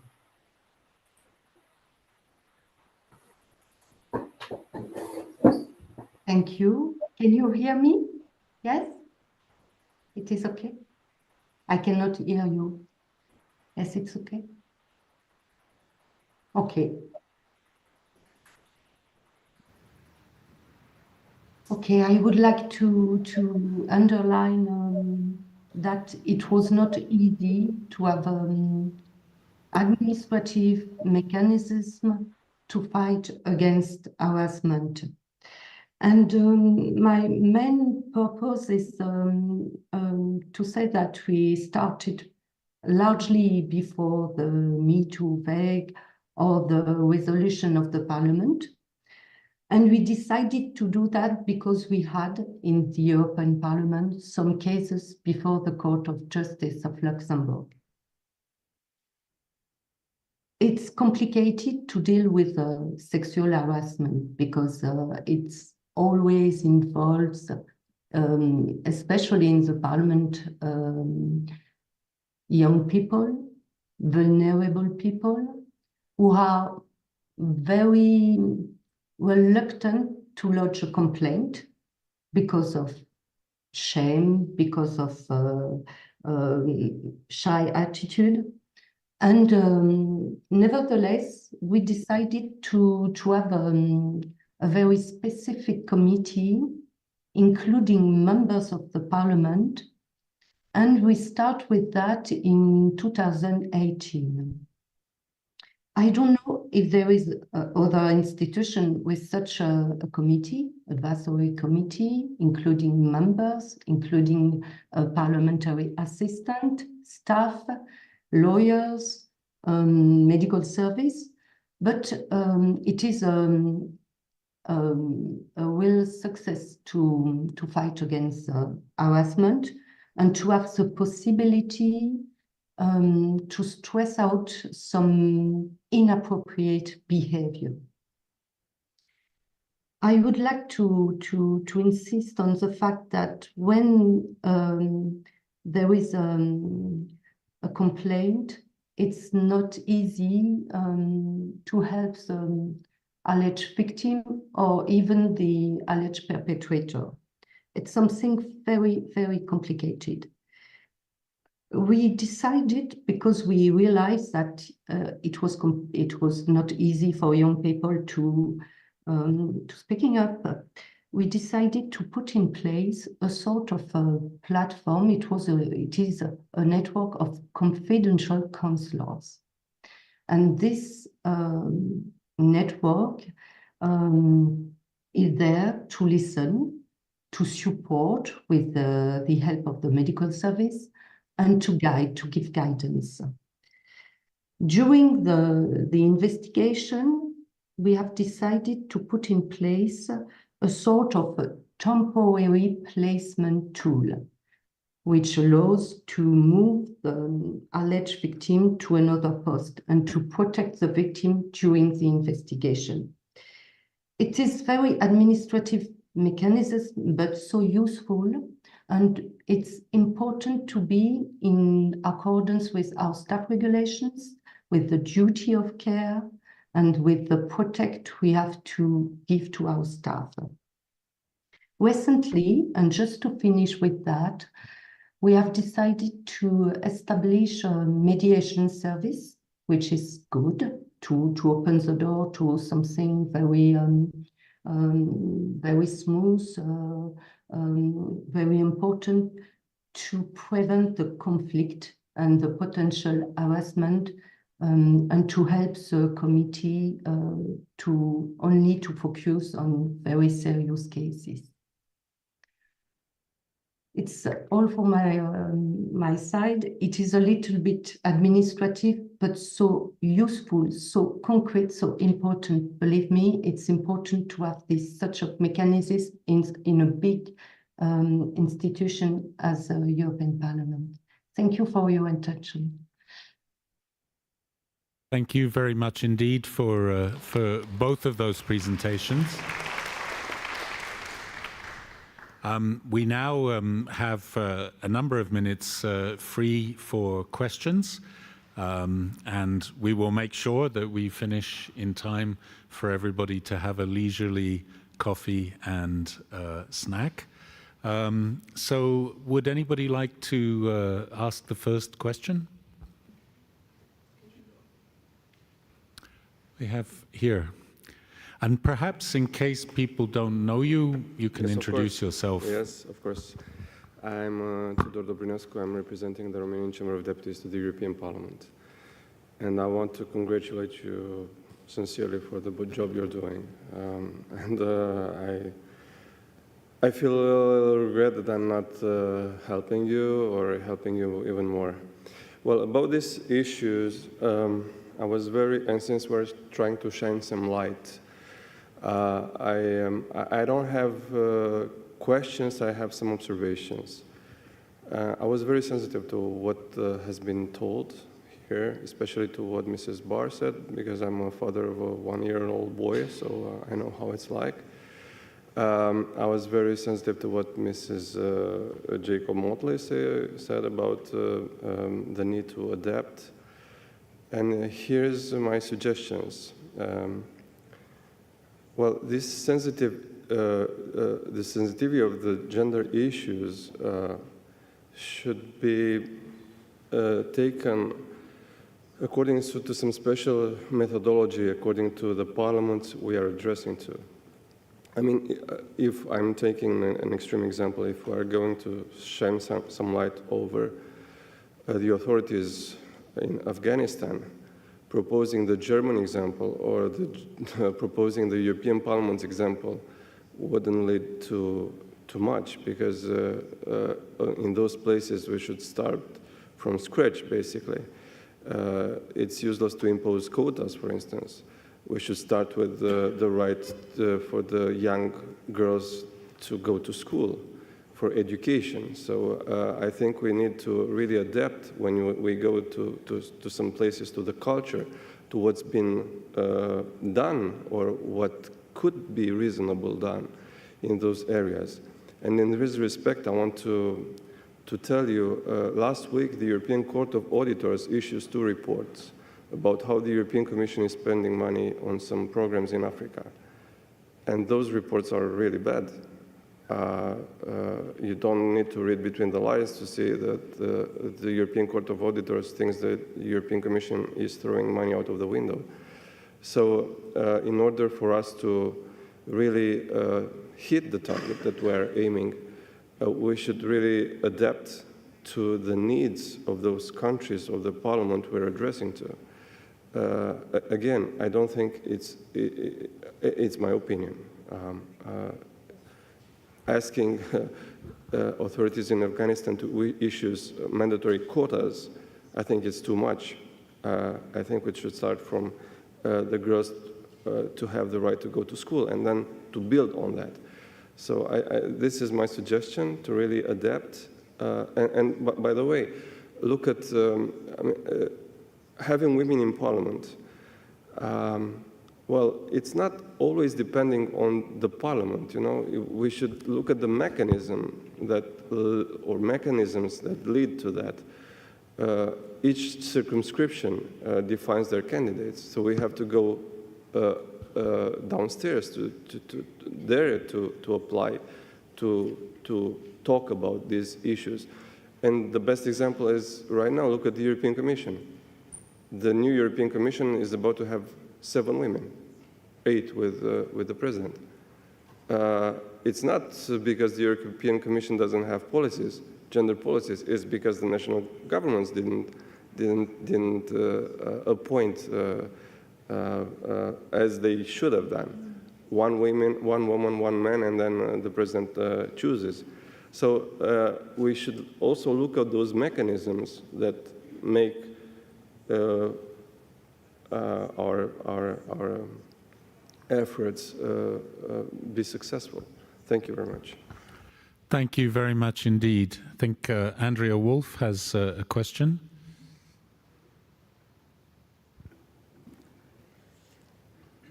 Thank you very much to the speakers for your inspiring remarks. Based on those, I was wondering if any of you would be willing to comment about what kind of changes would you like to see, given your druthers, over the next 5 or 10 years in your parliaments or in your work contexts? Thank you. Maybe if I could start with Deputy. Ja, gerne. Zunächst darf ich einfach auch mit dazu bemerken, zu Ihnen, es ist jetzt doppelt halt, Sie verstehen mich, ja, diese Besonderheiten Afghanistan, an dem Beispiel Afghanistan, dass wir natürlich auch nicht nur uns natürlich anpassen und schauen, was sind dort die Verhältnisse, wie sind dort die Frauenrechte, die Menschenrechte verwirklicht, sondern wir sind natürlich auch verpflichtet, uns solidarisch zu zeigen, tatsächlich auch, denke ich, auch gerade diese Solidarität zu zeigen und wo es auch immer auch möglich ist, auf welchen Wegen auch immer, zu unterstützen, dass hier auch überall auf der Welt natürlich die Frauenrechte, die Menschenrechte gewahrt werden. Das nur ganz allgemein dazu.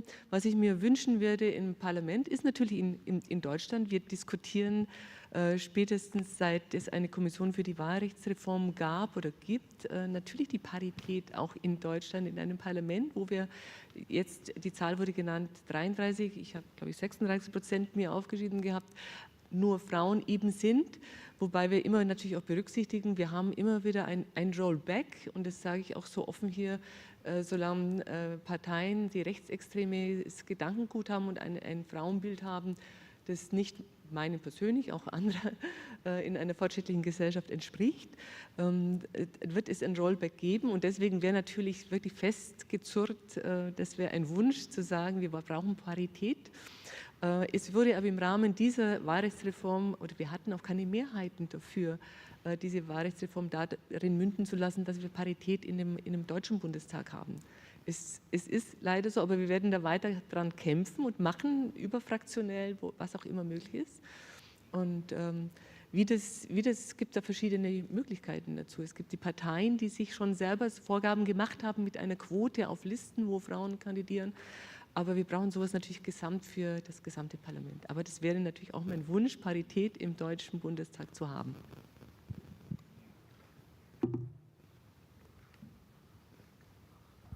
Thank you.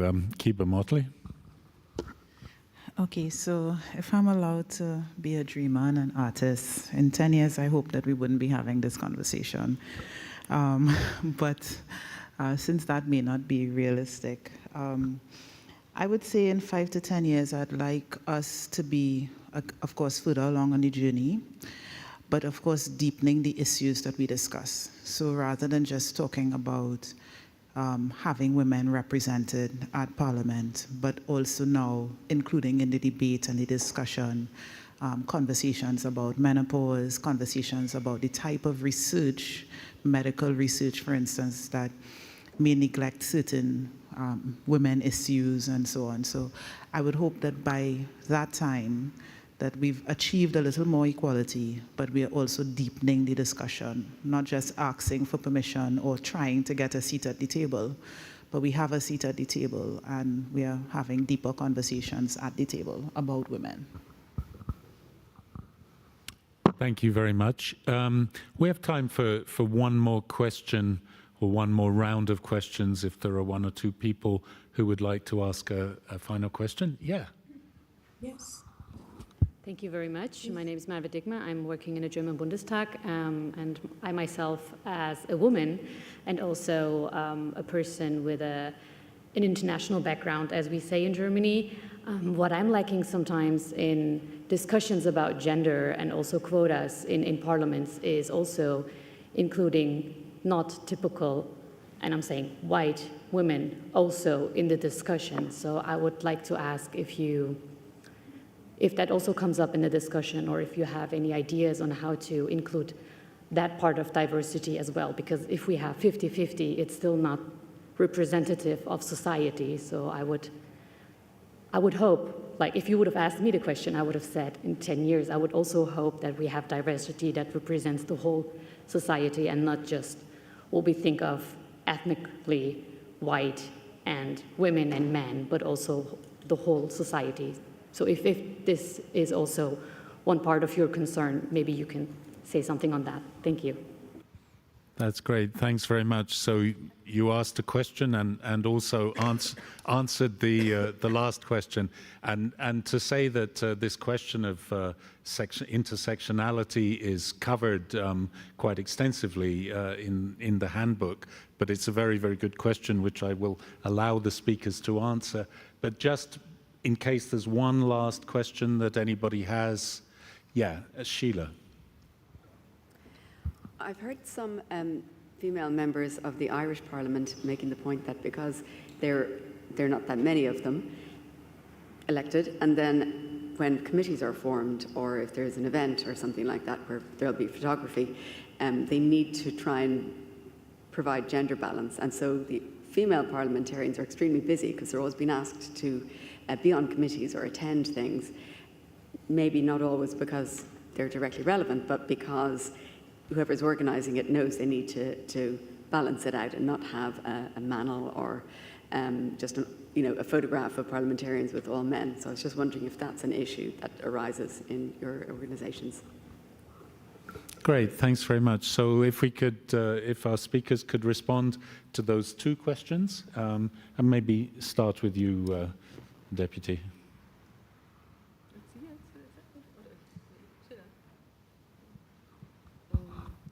Ich habe jetzt auf Sie gezeigt, weil Sie genau das Thema der Diversität natürlich angesprochen hatte, was ja richtig ist.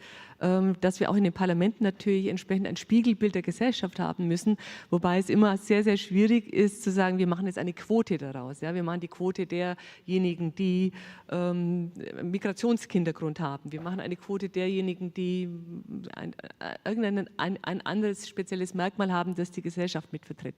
Das ist immer in der Diskussion. Wir haben, glaube ich, wenn, dann jetzt im Moment überhaupt die Parität, also diese Quote erstmal durchzusetzen. Aber natürlich wollen wir darauf achten. Ich denke, dass dieses Parlament, dieser Deutsche Bundestag schon sehr weit gekommen ist. Also ich gehe jetzt auch mal von meiner Fraktion aus. Und wir hatten wirklich erstaunliche Vorstellungsrunden, als die neuen, ganz junge Mitglieder dieses Deutschen Bundestages sich bei uns in der Fraktion vorstellen durfte, jeder mit seinem Hintergrund. Und es ist ein Unterschied schon seit ich im Bundestag bin, 2013. Da war das schon sehr, sage ich mal, homogen, das Ganze, aber da hat sie wahnsinnig viel getan. Also ich habe wirklich gestaunt bei diesen tollen jungen Menschen, wo sie herkommen, welche Hintergründe sie haben. Da tut sich schon sehr, sehr viel, Gott sei Dank. Und ich hoffe, dass auch unser Einwanderungsgesetz und unser Fachkräftegesetz, dass das auch nochmal ganz viel dazu beiträgt, hier nochmal eine gute Diversität in dieser Gesellschaft zu repräsentieren. Und das Zweite war iranische Frauen, Balance. Das habe ich jetzt nicht ganz verstanden. Ist es so nach dem Motto, dass sie eine Frau, damit halt eine dabei ist? War das so zu verstehen? Oder möchten Sie antworten, wenn ich es richtig verstanden habe? Would you like to clarify, Sheila? Ich habe es verstanden. Also es gibt jetzt keine Quote bei uns, das wissen Sie, für einen Ausschuss. Ne? Und es ist tatsächlich so, dass es Ausschüsse gibt, da wo überwiegend Männer drin sitzen, und es gibt Ausschüsse, wo mehr Frauen sind, im Familienausschuss zum Beispiel. Ja? Es ist schon sehr themenspezifisch verteilt eben hier. Und also es gibt da keine Quote, aber es ist nach wie vor so, dass hier ein Ungleichgewicht Männer-Frauen in den einzelnen Ausschüssen besteht.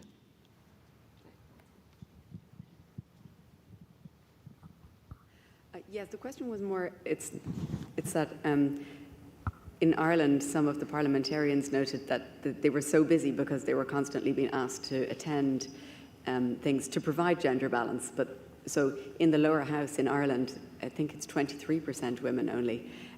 So it just meant that they were very busy all the time, being constantly asked to attend to provide, I suppose, maybe an illusion of balance that's not really real across the parliament. Great. Perhaps I can hand over to our online participants who may wish to respond to the first couple of questions and to this recent discussion. Mikhail, Valerie, would you have comments to make?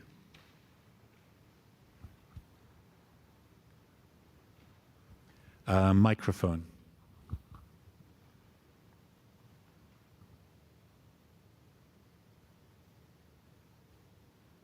No, I have nothing to add. Thank you. Thank you very much for the opportunity to explain how it works in EP.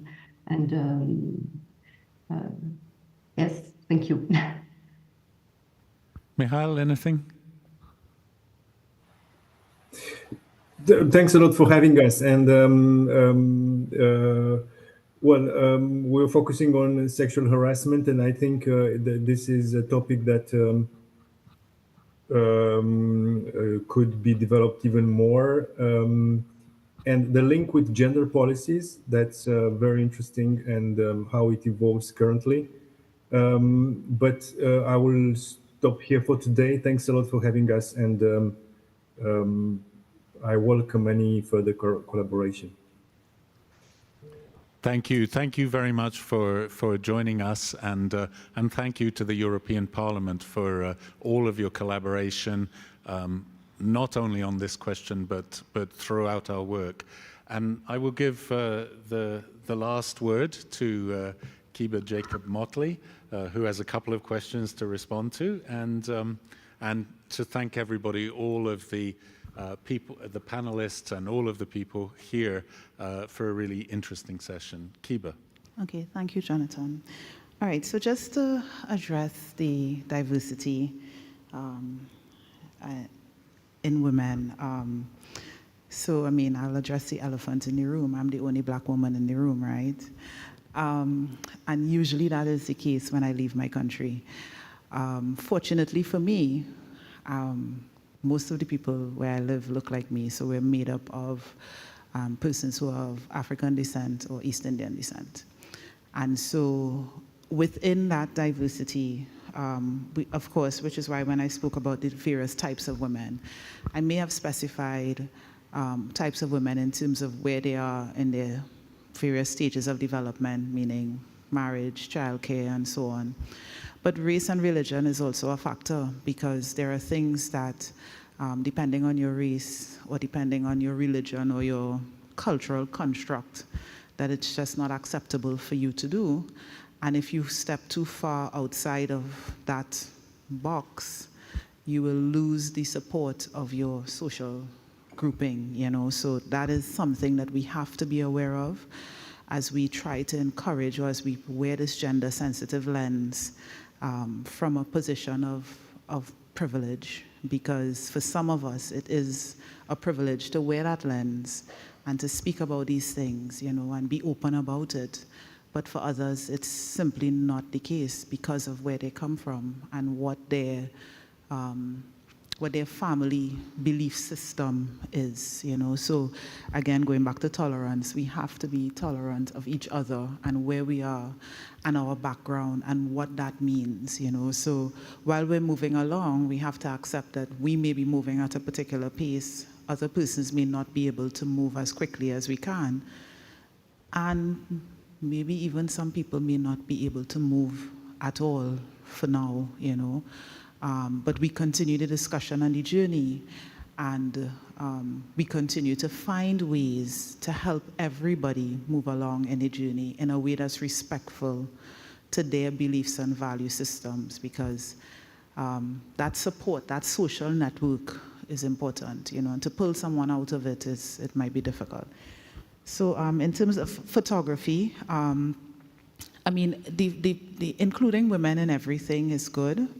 But again, it's to make it a little more meaningful than a photo op, you know. So it's nice and it's good for the optics, but beyond the optics, what does that really mean? What are they doing before the picture, and what are they doing after the picture? And how are they involved in the decision making that is happening when that photograph is being taken? Do they even have a choice if they want to be in the photo, you know? So because sometimes we as women have to accept that I'm not participating in this parade. You know, I'm not allowing you to, it's not carnival. I'm not allowing you to parade me around for a photo op, you know, because it's not a genuine opportunity for gender sensitivity or gender inclusion. So thank you. Thank you very much, everybody. I'm not going to detain people from their coffee, but really, let's give a round of applause to our four speakers: Ulrike Barr, Kiba Motley, Valerie Montebello Damajot, and Michael Onea. Thank you.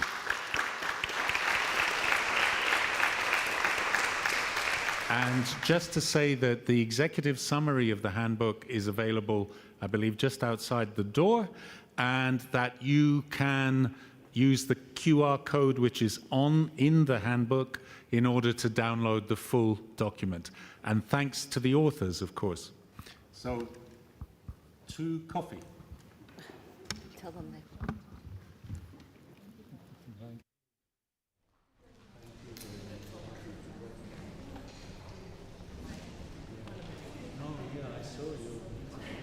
So thank you very much.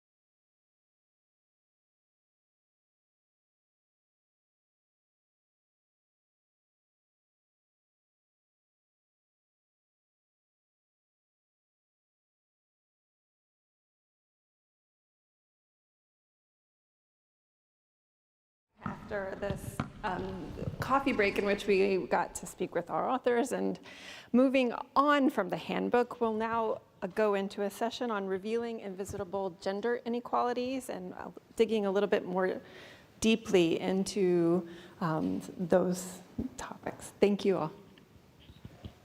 Thank you, Lauren.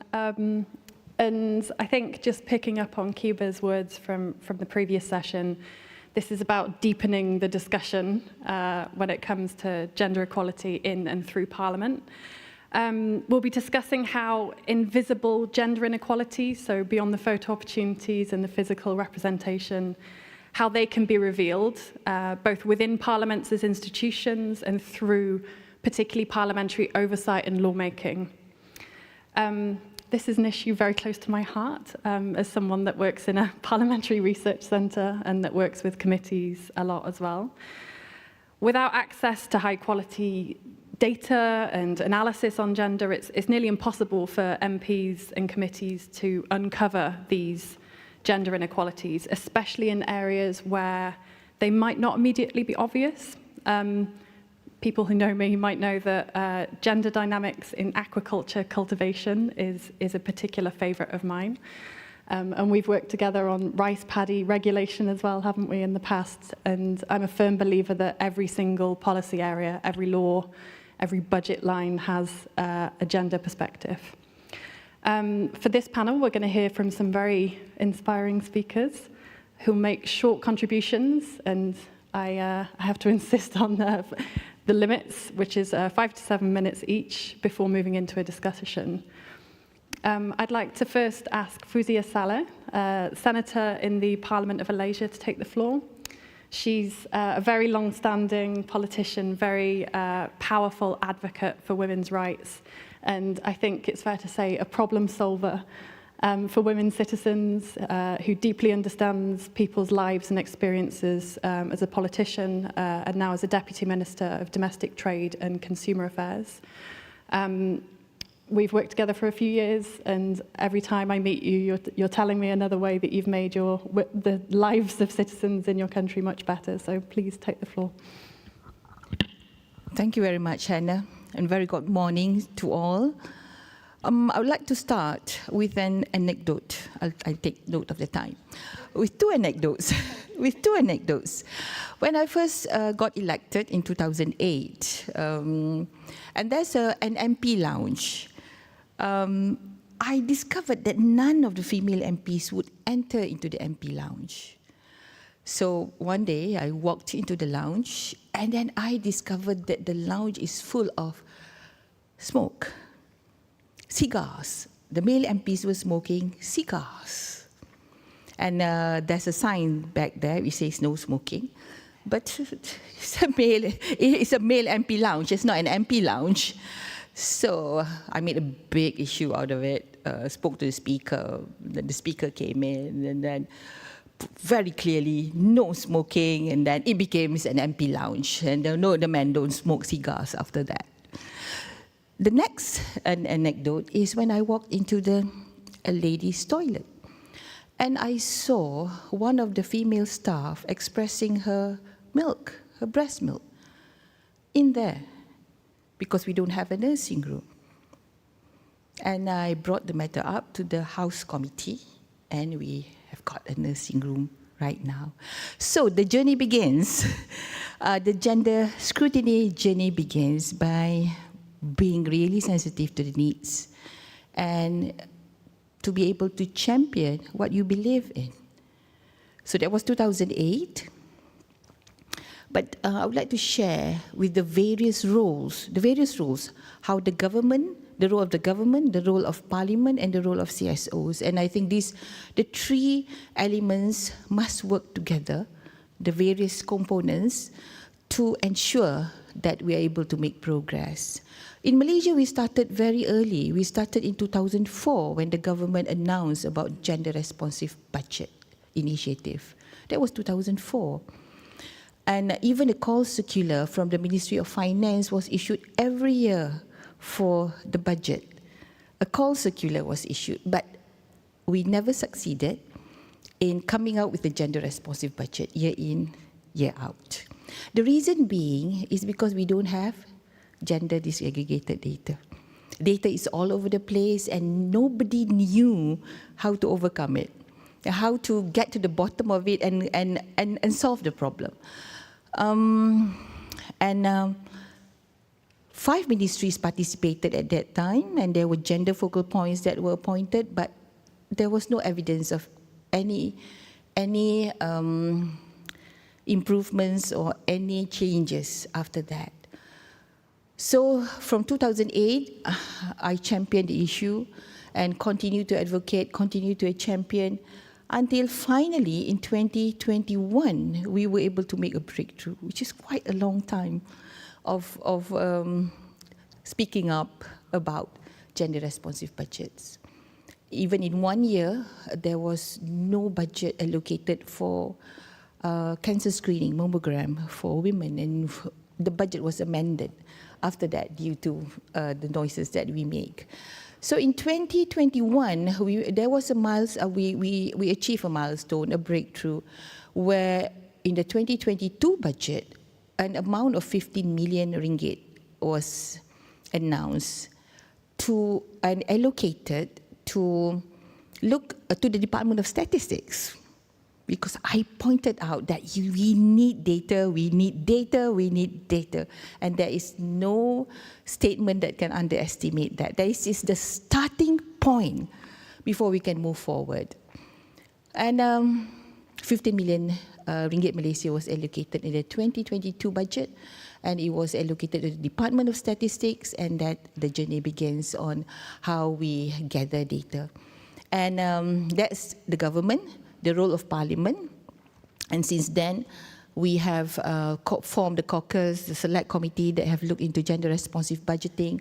We have scrutinized one bill about the paddy and rice, amendment to the bill. After we came back from Italy, we went to visit the Italian parliament, and we were so excited about that they have a committee to scrutinize the bills. So we came back to Malaysia, and we did one assessment, gender impact assessment on one of the bills, which is the paddy and rice bill. That was the journey. And then since then, we have managed to get back on track, where we insisted that the Ministry of Finance drives the GRB, the Gender Responsive Budget. Before that, it was the Ministry of Women.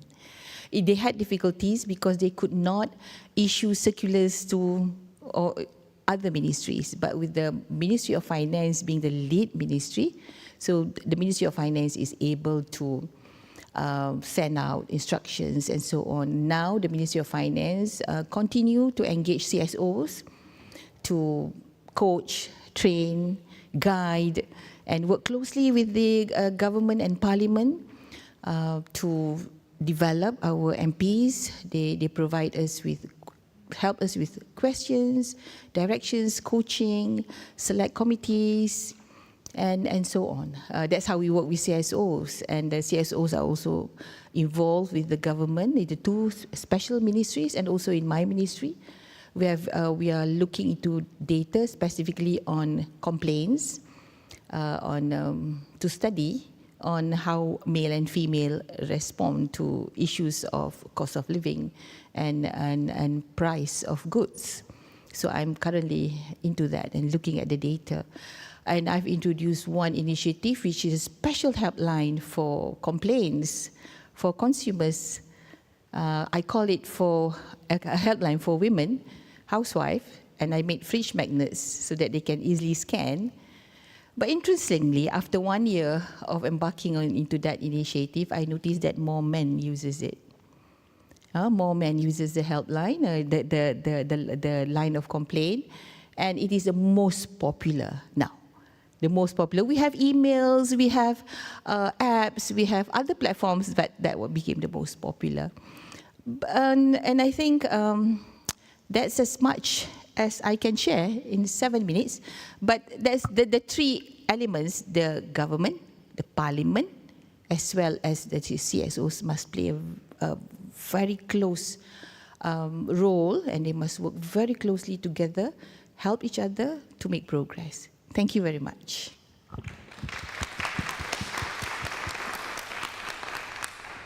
Thank you so much, Fuzia. One, for keeping to time, and two, for telling us so many stories in one contribution. And they're also brilliant. And I think the point about solving the issue of lack of data is a really important one. And it's something that as MPs in parliaments around the world can hold the government to account on, to persuade them to allocate more money to statistics, gender disaggregated statistics, and find solutions to getting that data. And I'm also very glad to hear that you were so inspired by the trip to Italy. We're going to hear next from Mariadele Cucinotta, who's the gender budgeting expert in the Italian Chamber of Deputies, who's going to join us online. And she was so wonderful and inspiring that inspired the scrutiny of the bill that we were just talking about. So Mariadele, the floor is yours.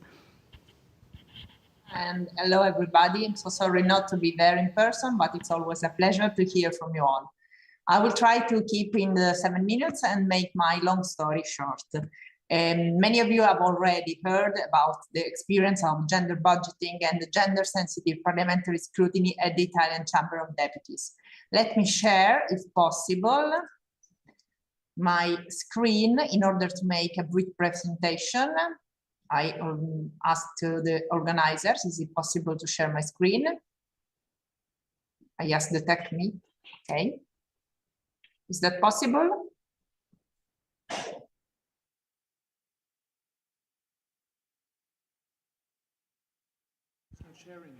Yes, it is possible. You just have to share it, Mariadele.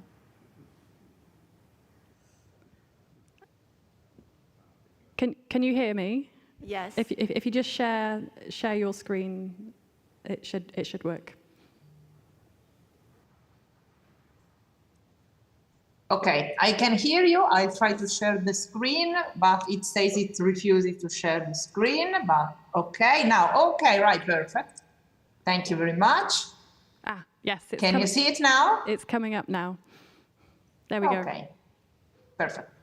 Okay, as I said, I will introduce you to the experience of gender budgeting and gender-sensitive parliamentary scrutiny at the Italian Chamber of Deputies, because those matters are strictly linked to each other.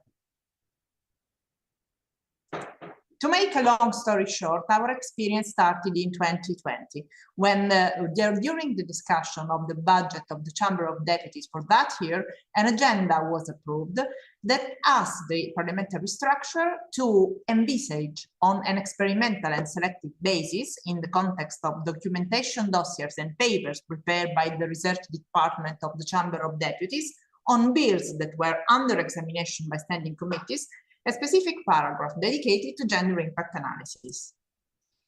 So our experience started 1 year later in 2021. And our gender impact assessment regards legislative proposals of parliamentary initiative, whose examination has started in parliamentary committees from March 2021. We use criteria and methodology that are used by main international bodies and statistical institutes. Also, statistical indicators and methodologies that are tested in drawing up the so-called gender budgeting that is prepared by the government. Of course, our aim is to provide useful insights into areas and interventions that are likely to have the greatest gender impact, already at the initial stage of the examination of legislative proposals. What do you want to achieve? First of all, to increase the request for hearings of experts, of stakeholders, and also for additional information to governments and specialized bodies. Our general aim is to raise awareness and to stimulate discussion in an early phase, that's to say, the parliamentary scrutiny of draft of bills. Of course, this is being conducted on a selective and experimental base. Our analysis uses an ex ante perspective. That's to say, it is performed before the draft of bill is approved, but it has so long used an ex post methodology. That's to say, consolidated statistical indicators and other criteria used by other bodies and specialized institutions. A step forward was made in 2021. During the discussion of the state budget law for that year, a new agenda asked the government to evaluate, to provide a specific item in its own legislative initiative acts relating to the analysis of the gender impact. As for March 2024, it was not implemented yet. Now I'm doing a very brief digression on gender budgeting, because gender budgeting in Italy is a long consolidated tradition, and it has helped parliamentary structures perform their gender impact analysis. What is gender budget? In Italy, gender budget started in 2016, and it was further strengthened with time, especially in 2018. I will be able to provide details if anybody is interested.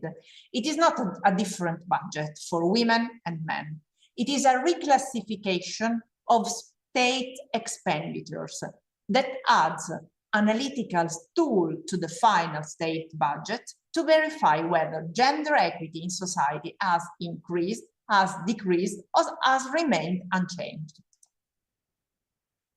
Of course, it is given a parliamentary supervision, because on each gender budget, the final balanced gender budget, that's to say expenses reclassified, are submitted to the parliament. There are regular reports and regular hearings. Last one was in May 2024, and it regarded the final budget for 2022. Until 2021, the reclassification of expenditures was made according to three categories. Expenditures that were aimed at reducing gender gaps, expenditures that were considered to be sensitive to potentially gender impacting measures, expenditures that were neutral as to their gender impact. But now, starting from the latest gender budget that was presented to the parliament, the gender budget for 2022, there was a fourth category that has been introduced. Actions whose impact on gender gaps is not known. It is introduced in order to ask public administration to refine their analysis and to do further reflection on expenses. From the year 2023, that's to say from the presentation of the state budget law for the 3-year period 2024-2026, with the draft of bill regarding state budget, the government has submitted to the parliament a 3-year period report on expenses that are relating to the promotion of gender equality through public policies. It is a law provision that is linked to the implementation of the Italian National Recovery and Resilience Plan. And this is a change of perspective, because the government now has to analyze the possible impact of measures and public policies from an ex-ante perspective.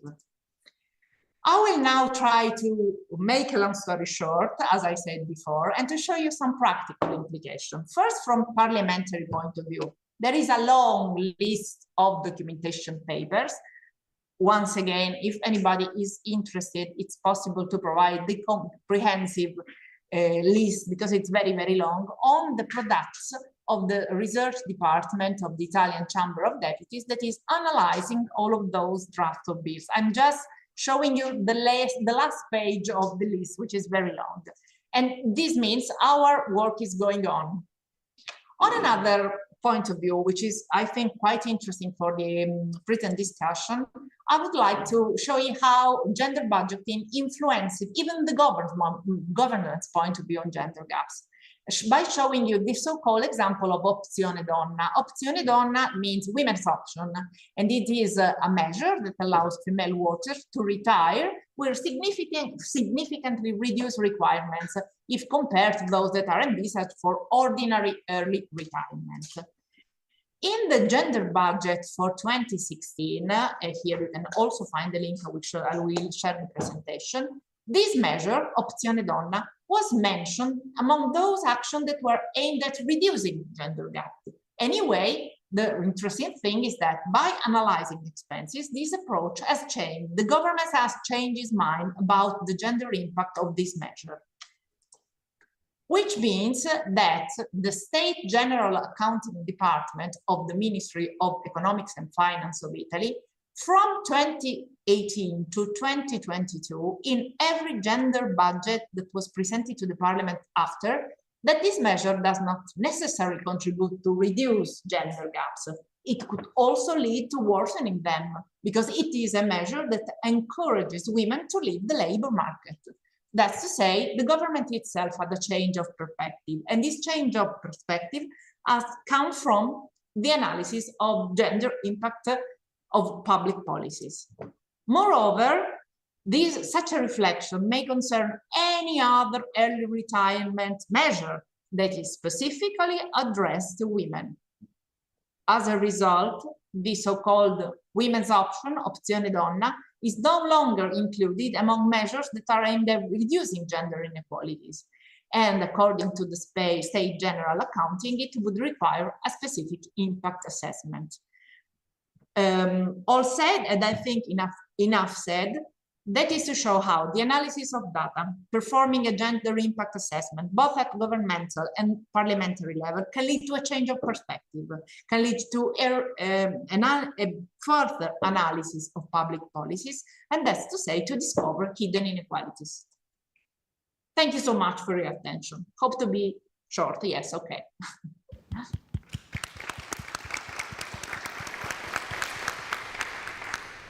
Thank you so much, Mariadele, and impressively concise as well for so much information. I think I've heard your stories from Italy so many times over the last 3 years, and it's so great to see new steps on the journey every time, a new example, a more refinement to the process, and it's really good to hear. I think the point that both of you have made about access to data, from a government's perspective and a parliament's perspective can be very different. So even the same data can be analysed in different ways. Different conclusions can be drawn from different perspectives. Next, we are going to hear from Phunchok Chodron, who's an incredible women's equality advocate from Bhutan. She's the former head of the Bhutan Network for Empowering Women. And we worked with her a few years ago on gender-sensitive scrutiny. Phunchok, so nice to see you again. And has worked for a long time in government and in civil society, advocating for gender equality. And I'd like to pass over to her now for her intervention. Phunchok, the floor is yours. Mute myself. Okay. Thank you, Hannah, for the warm introduction. And yeah, it's so inspiring. I've been here in this session from the very beginning and listened to all the speakers, and I'm so inspired. First of all, I would like to, I think, congratulate your team at the Inter-Paris and also International IDEA for your, I think, unwavering and very steady perseverance to keep gender on your agenda when working with the parliaments all around the world. And I'm happy to see that you are also working as hard as you do with our parliaments, also with the parliaments in Europe. And I think all parliaments in the world need it, and need especially when it comes to putting gender on the agenda. Since the audience seems to be mostly from Europe and Germany, I think in a few bullet points within the limited time, I will just quickly set the context. Bhutan is basically a small Himalayan kingdom in South Asia.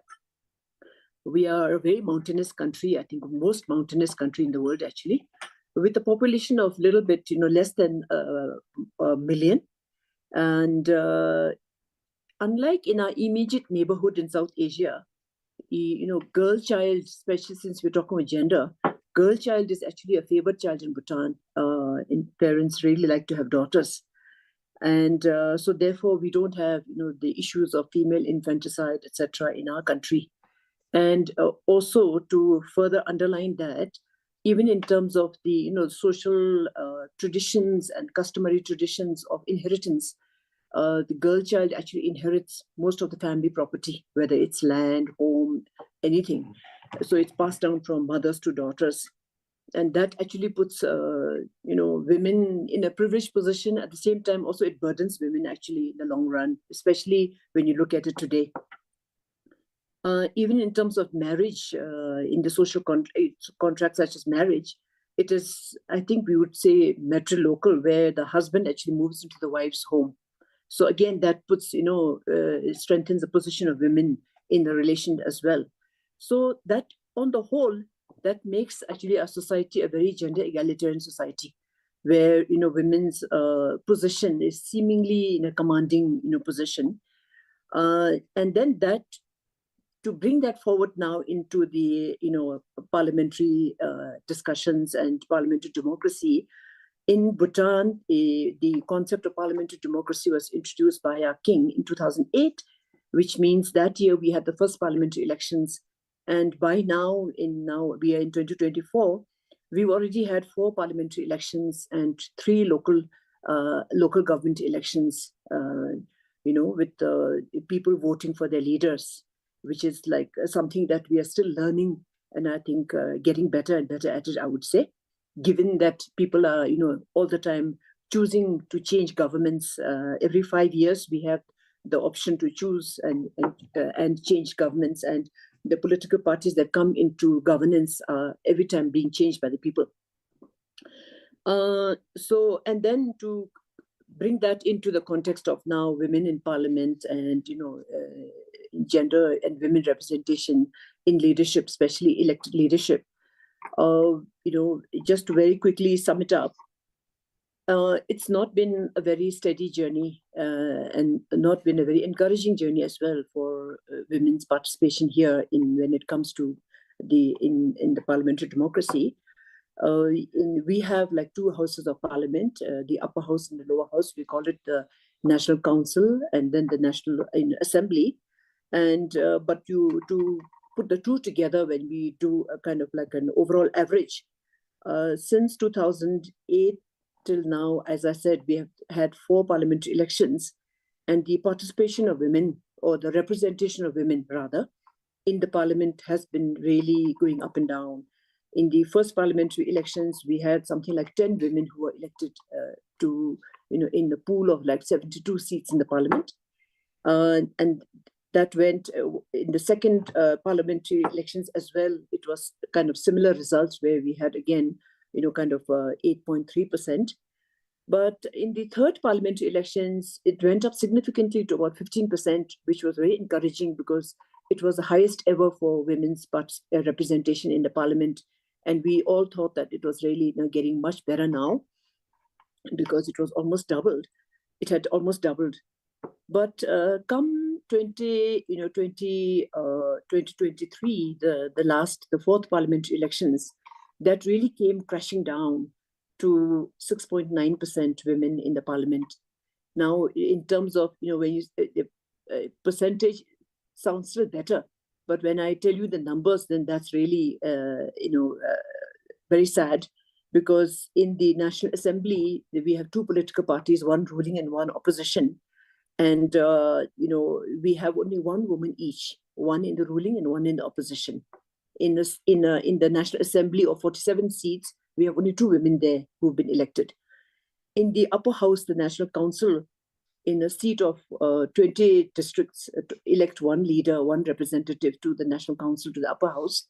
Only 1 woman got elected. The only thing is that His Majesty the King appoints 5 people to the National Council as eminent members to compensate. And there, out of the 5, His Majesty has consistently nominated 2 women. So that's, that's like a face saving, where we have 2 women, altogether 3 women in the upper house. But that's still, when you bring the whole thing together, it's coming down to only 7% women in the Parliament of Bhutan right now.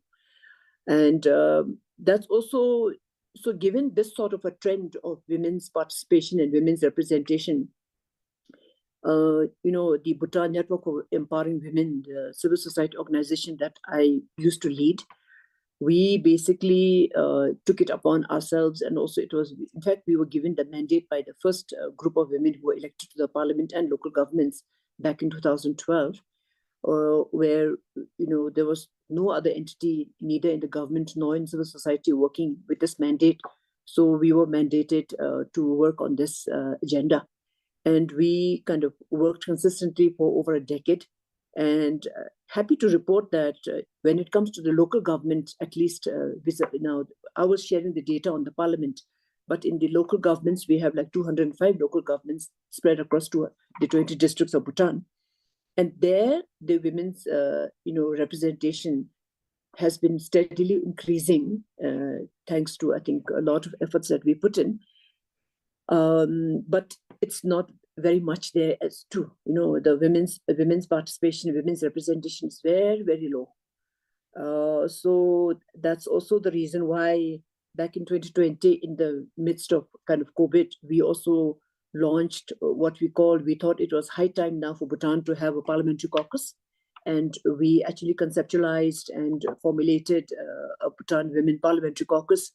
And since it could not be really, launched within the parliamentary setting as a formal instrument, we, as a civil society organization in partnership with the National Commission for Women and Children, we kind of established it outside the parliament at Benue. And and at that time, I think we actually were supported by International IDEA, and then later on, Inter-Pares came on board as well to help us kind of, translate some of the, the vision we had for the caucus into action. We actually, with the help of Inter-Pares and, with Hannah and, other colleagues at the Inter-Pares, we, in the midst of COVID, we had a series of hybrid workshops with all the parliamentarians of both the houses to really teach them and introduce the whole idea of gender scrutiny of the, laws, the policies, the budget, etc. And we even came up with an action plan in the end of the workshops. Now, I think post-COVID, of course, it was difficult for us being, an outsider to really monitor the progress of the action plans. But of course, we used to keep in touch with the parliamentarians, and to the extent possible, I think our women, especially our women parliamentarians, were trying their best. But then they are such a minority, that their,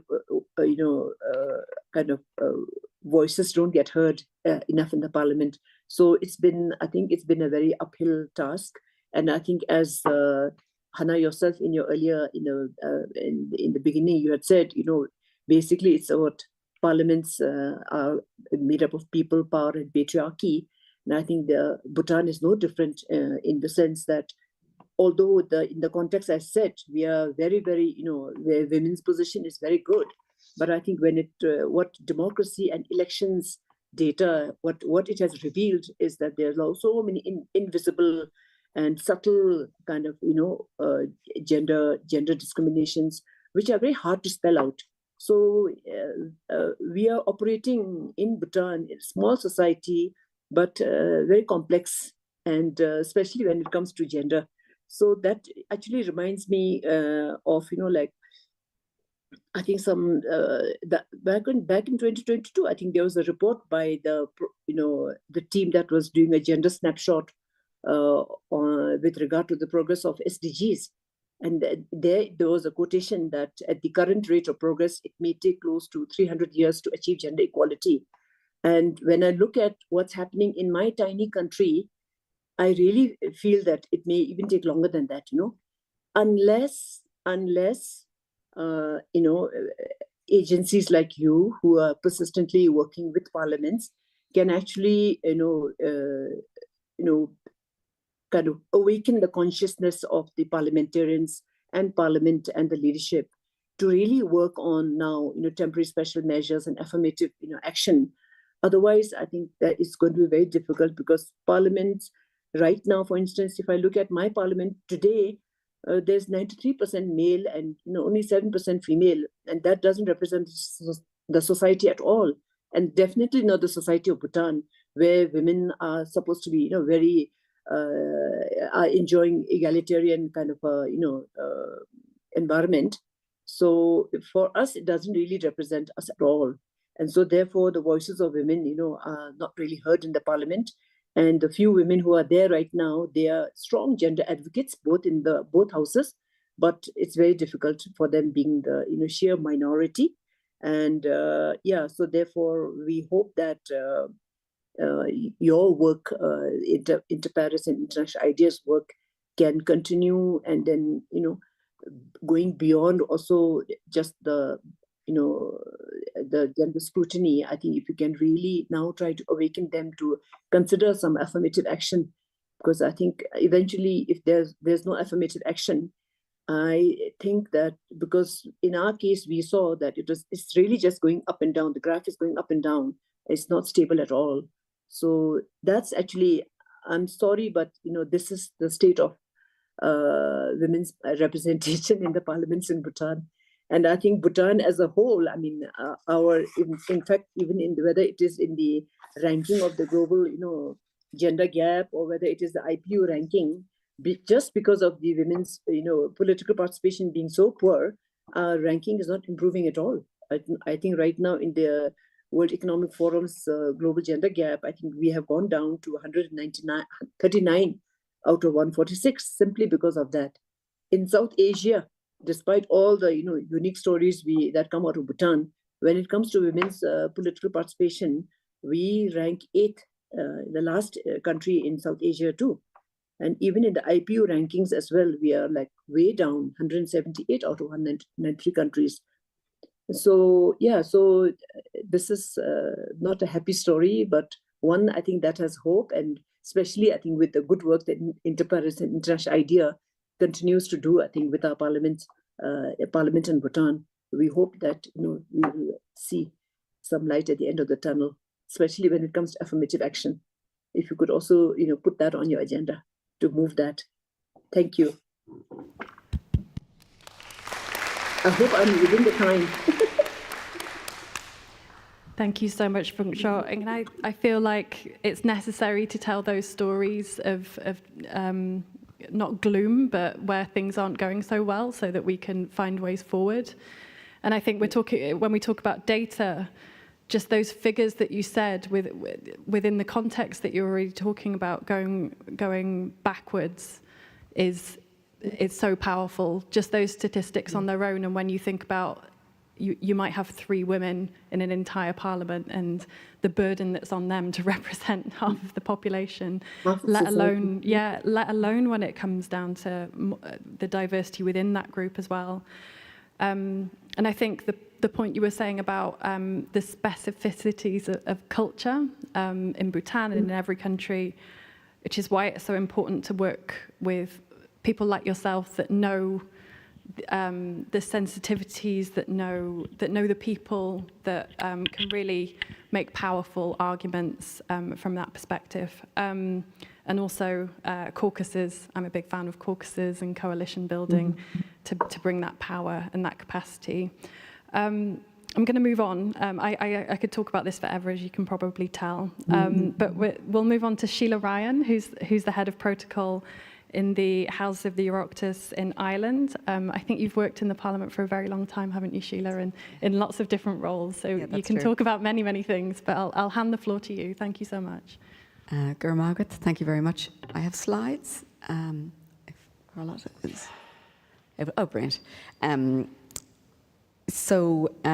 Thank you very much. I'm going to be speaking about this issue of period poverty, how it was raised on the Irish political agenda, the role that data and analysis played in it, and the outcome. Is this working for me? Oh, there you go. So first of all, what is period poverty? This is a billboard that was put up in the constituency of the Minister for Health, quite close to his office. It refers to inadequate access to menstrual hygiene, including products, period products, washing and waste management, education, and the adverse consequences such as exclusion from activities of daily life during menstruation, health impacts from exclusion and from the use of unsuitable period products. So a typical example is that a girl skips school because she's run out of tampons and she doesn't have any money to buy some more. So it has its origins in some research done by Plan International Ireland in 2018. They carried out research to address the toxic trio of period injustice in Ireland, the unaffordability of period products, the lack of education, and the shame or stigma around them. So among the girls that they surveyed, 50% struggled to afford period products and didn't find school very useful as a source of information about their periods, and 55% were embarrassed about their periods. So the initial action came from local government, some councillors in Dublin who took it up, and they had a pilot project for providing free products. And it was actually raised by a man in the upper house, the Seanad of the Irish Parliament, who is a Labour Party senator. He asked for a debate on it, and he asked that the House react positively to their pilot scheme to provide free sanitary products in their council areas. That debate didn't take place. So Ireland has a women's caucus. There they are meeting Nancy Pelosi, the Speaker Emerita of the House in America, earlier this year. So the caucus took it up as an issue, and they held, they campaigned for a while, and they got some momentum based on the research from Plan International Ireland, and they brought forward motions in both the houses. It's a bicameral parliament. That's Senator Ivana Bacik. She's now deputy and the leader of the Labour Party. She is bringing forward the motion in the Seanad Éireann, that's the Senate of Ireland, the upper house.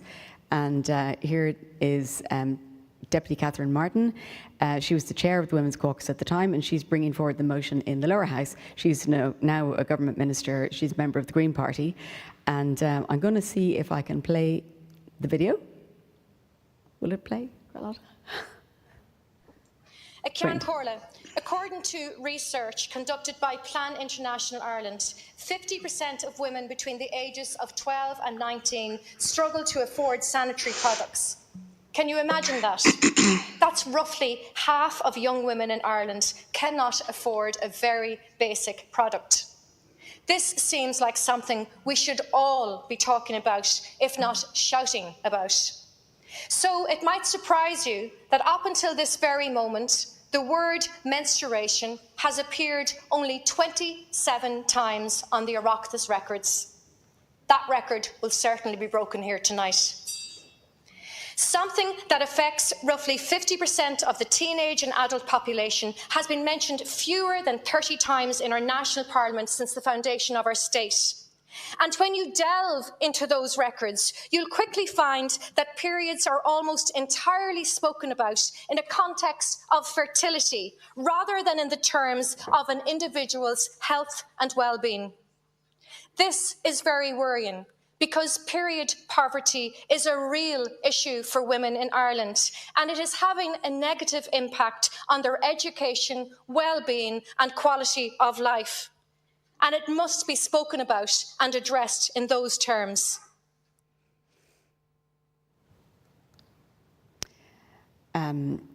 So I played that clip because it raises three interesting points. The first one is the research and data. The motion cited the Plan International Ireland's research extensively, and many of the speakers who spoke on it also cited the research, and in fact the Women's Caucus hosted Plan International Ireland within the Parliament to provide a briefing for members of the Parliament in advance of that, and that is something that the Women's Caucus does quite frequently. They will host another organisation and sort of give a boost to their findings. I contacted Plan International, and their Global Citizen Education Officer responded to me just about the data, and she said, "I think many people were surprised by the data, and in fact some people didn't seem to believe it at the time. The data provided factual evidence rather than just anecdotal that helped convince people it was an issue." And you heard Deputy Martin saying there, period poverty is a real issue. That is something that they needed to really say. A few men spoke on the motion, and they said they were surprised by the data, and they thanked Plan International for educating them. But I think women as well were surprised by it also, especially obviously women parliamentarians. They don't struggle to afford period products in the same way that maybe young people do, or people sort of marginalised. The next interesting point is that it raised the matter on the parliamentary agenda. The deputy mentioned the number of times menstruation was mentioned, hardly any, and I had a look at parliamentary questions. Before the motions were brought forward in March 2019, there were 0 mentions of period poverty in parliamentary questions and answers, and you can see there the search results on the Oireachtas website. After March 2019, there's more than 100 mentions of it. Interesting as well, you can see there that it's not only raised in questions by women parliamentarians, the top 3 there, there's two men and 1 woman who've raised questions recently on it. And then the next one is the concept of reframing the issue. So the deputy had mentioned that menstruation was mentioned in terms of women fulfilling their destiny to procreate and have children, but it's for most women, that's not what they're thinking about when they're thinking about their periods. It's more of the issues that were mentioned of exclusion and health and well-being. And that's just a quote from Senator Fintan Warfield about, in Ireland, our historical aversion to even raising, using the vocabulary, speaking about it openly. He mentions this Christian sort of practice of the churching of women, which is gone now, but let's say my parents' generation, that was a thing. It's like getting rid of the sort of taint of having had children. So briefly, I'll just talk about some of the outcomes. You'll be delighted to know, Hannah, that the government now it gathers data on this issue where they hadn't before. So a period poverty subcommittee of the National Strategy for Women and Girls Committee was established, and it produced a report entitled Period Poverty in Ireland. There's a Healthy Ireland survey that's done by the Department of Health. It sort of takes the temperature of our Irish health based on various behaviours, and it now includes questions on menstrual health and period poverty, which it didn't before. Government action. The current programme for government contains a commitment to provide a range of free, adequate, safe and suitable period products in all educational publicly funded settings, such as schools, colleges, higher education institutions, to ensure that no students are disadvantaged in their education by period poverty. The government established an interdepartmental period poverty implementation group in 2021, and funding has been allocated over 3 budgets, starting with around €700,000 in 2022 and increasing each year. And in 2024, it's about €900,000 has been allocated. And I think there's 3 departments involved in that. And then the Irish Health Service Executive, which delivers health services in Ireland, in 2022, it instigated a demand-led period dignity scheme, and the aim of that is to reduce period stigma, to increase education and to distribute free products to social inclusion target groups such as refugees, those in homelessness and people availing of addiction services. Final government action is that VAT on period products was already 0, but from January 2023, this was extended to reusable period products, things like menstrual cups and period pants. So that was raised by members of Parliament, and that was included in that 0 VAT. The other sort of results of it, Plan International told me that the results of the campaign exceeded our expectations on the reach and awareness raising. It also generated so much positive action and seems to have really strong support from young people especially. Although legislative changes seem to have stalled, it seems like period poverty is being addressed by other sectors. And so in the private sector, it's become now part of the landscape in a way that it wasn't before. So for example, Lidl in Ireland offers a free monthly coupon for period products via its app.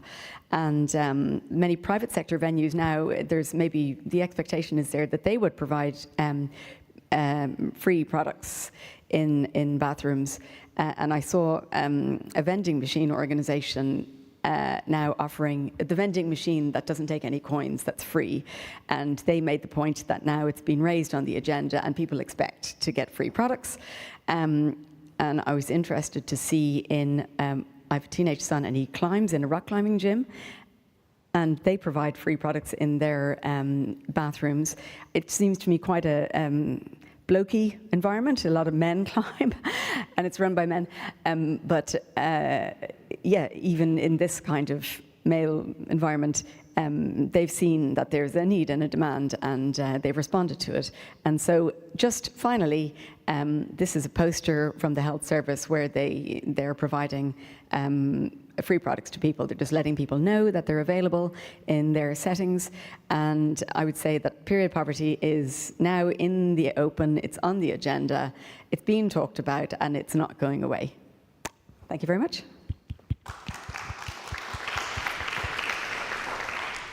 Thank you so much, Sheila, and you're an amazing storyteller. I love all of the video was really powerful. I think that point about breaking those taboos and your research that you did about how many times this issue has been mentioned on the record before and after that intervention was really good.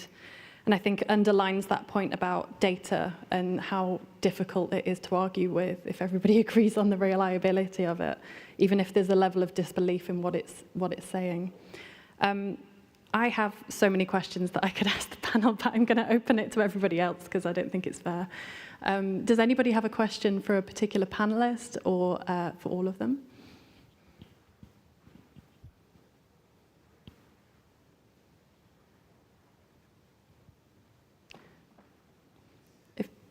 Christina, you go. Thank you very much all four panelists. It was really, really, really interesting. I just have a question. I'm just a curiosity really for our first speaker, Senator, on your story about the cigars, because you started the story and said what you did, and you said that there was no smoking. But what I would like to know is, did the women start using the room? And if that happened, was the room used in different ways, or is it used in similar ways as before, you know, hopefully a wider group of people used it? Thank you. Thank you for the question. Initially, none of the female MPs would enter the MP lounge because it would be a male cigar smoking room. So after that intervention, it became a lounge for all, where all the MPs can come in between debates and have a coffee and do the normal things that we do in the MP lounge. So it's back to normal. Thank you. May I ask about that as well? Did you make yourself very unpopular by shaking things up and depriving the men of their cigars and changing the vibe in their room, which sounds like it was quite enjoyable for them? Yeah, I think it's being a politician. I've always accepted the fact that there are times that you will be unpopular, but you just have to do the right things and do it. Yeah, that's what I did. And I've always accepted the fact that you can't please everyone. You just have to do what's right. Yeah, thank you. I think that's about. Yes. Thank you very much for your interventions. First of all, I'm very happy that for the intervention of Senator Fournier-Sallet, because I'm happy that your visit in Italy was useful also for your work, and we are always open to new exchanges on this subject. I have just two comments. One about the intervention of my colleague Cucinotta. There was a big effort for making gender impact assessment on all the bills introduced by the members of the parliament. But one problem is to get really the members use the data provided. Because why? Because the research service doesn't make directly the impact assessment, provides the data, and then it's up to the members to make the assessment.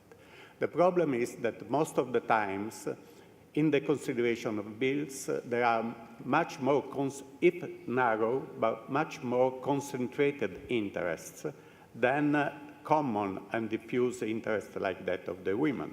And most of the time, committees are focused on this kind of interest. Taxi drivers, I don't know what.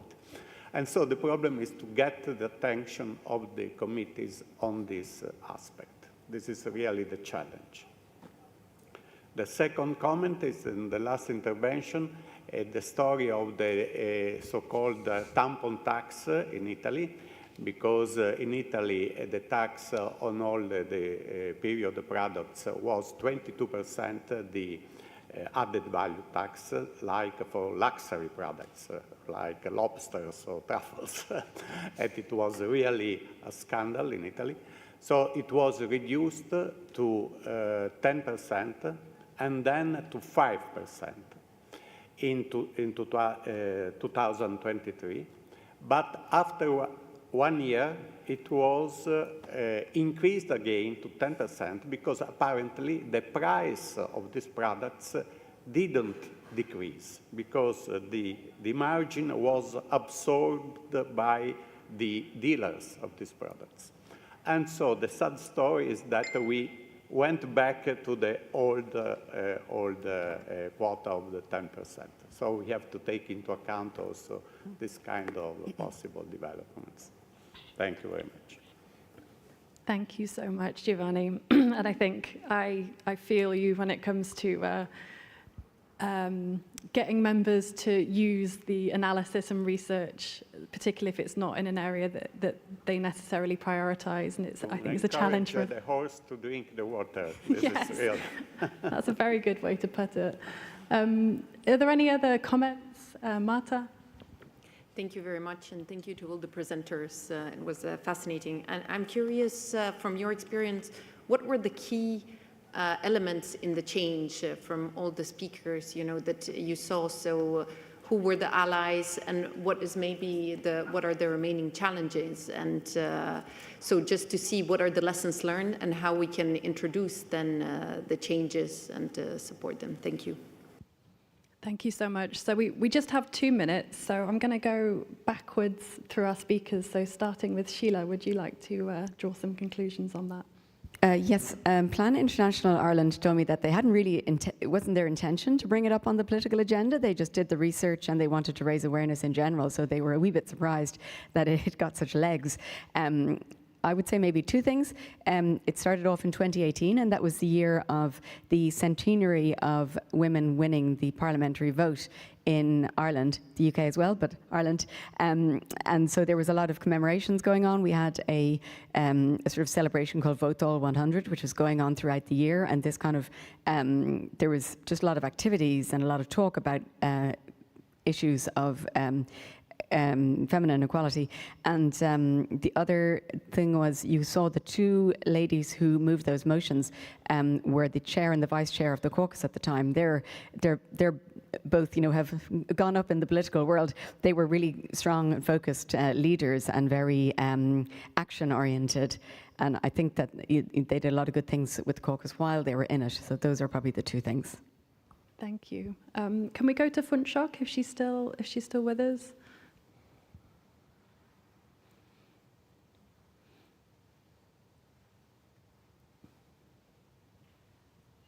I think, as I mentioned at the end of my talk also, that basically, I think for us, it's a lot of a challenging societal, patriarchal mindset, and about, the inability to accept women leadership as swiftly as we want.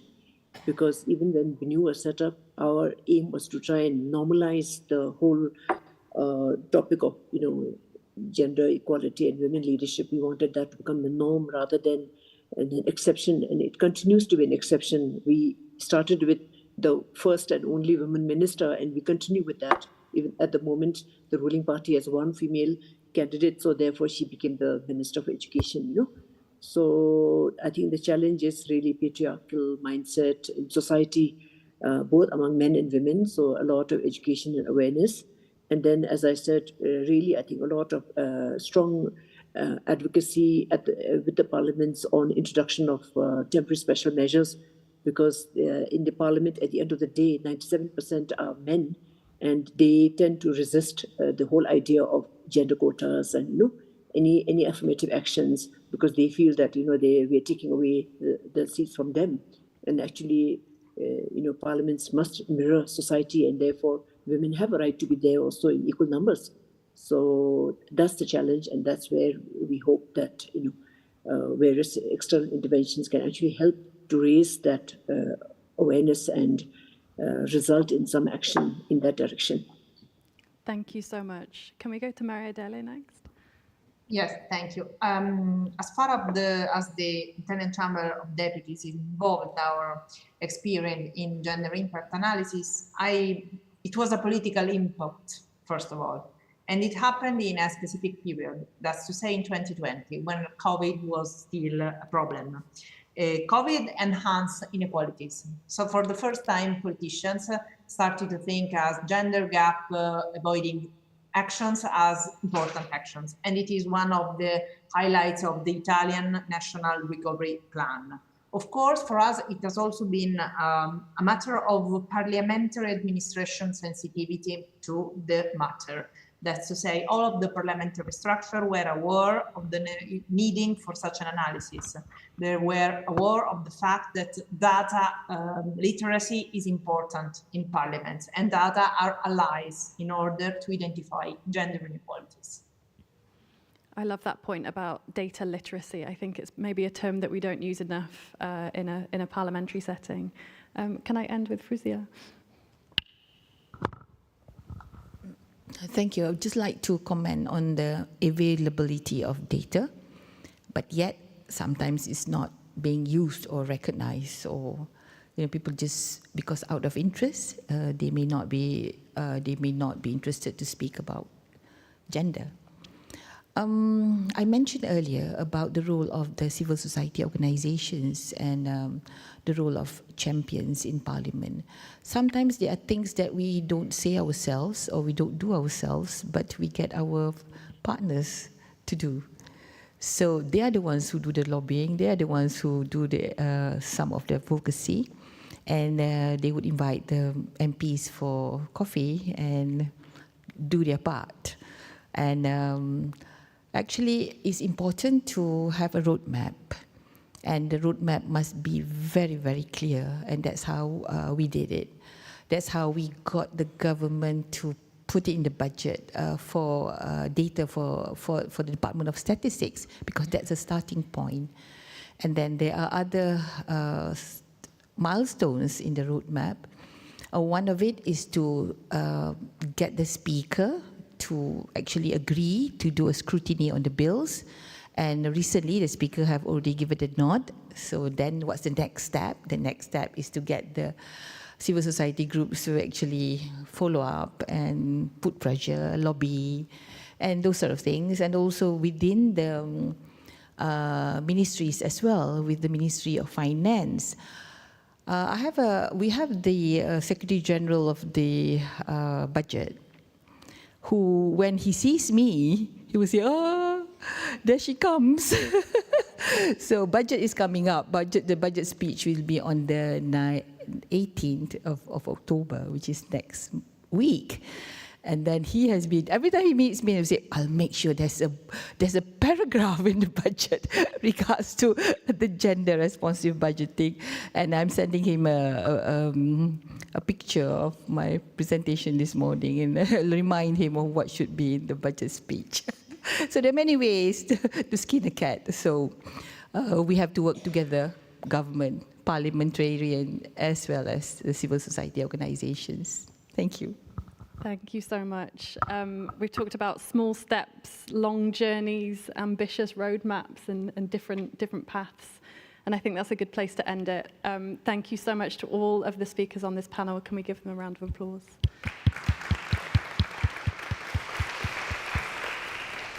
And I'd like to hand over to the next panel. Thank you, Hannah. As we change seats, we're turning now, go ahead, thank you so much. We're turning now to another pillar of the Inter-Pares project. As a part of the wide initiative of the EU, we focus on women, but we also focus on youth. So now we'll be discussing impactful youth participation, and I'll hand it to my colleague, the senior consultant for Inter-Pares, working on youth issues, Lotte Ginos.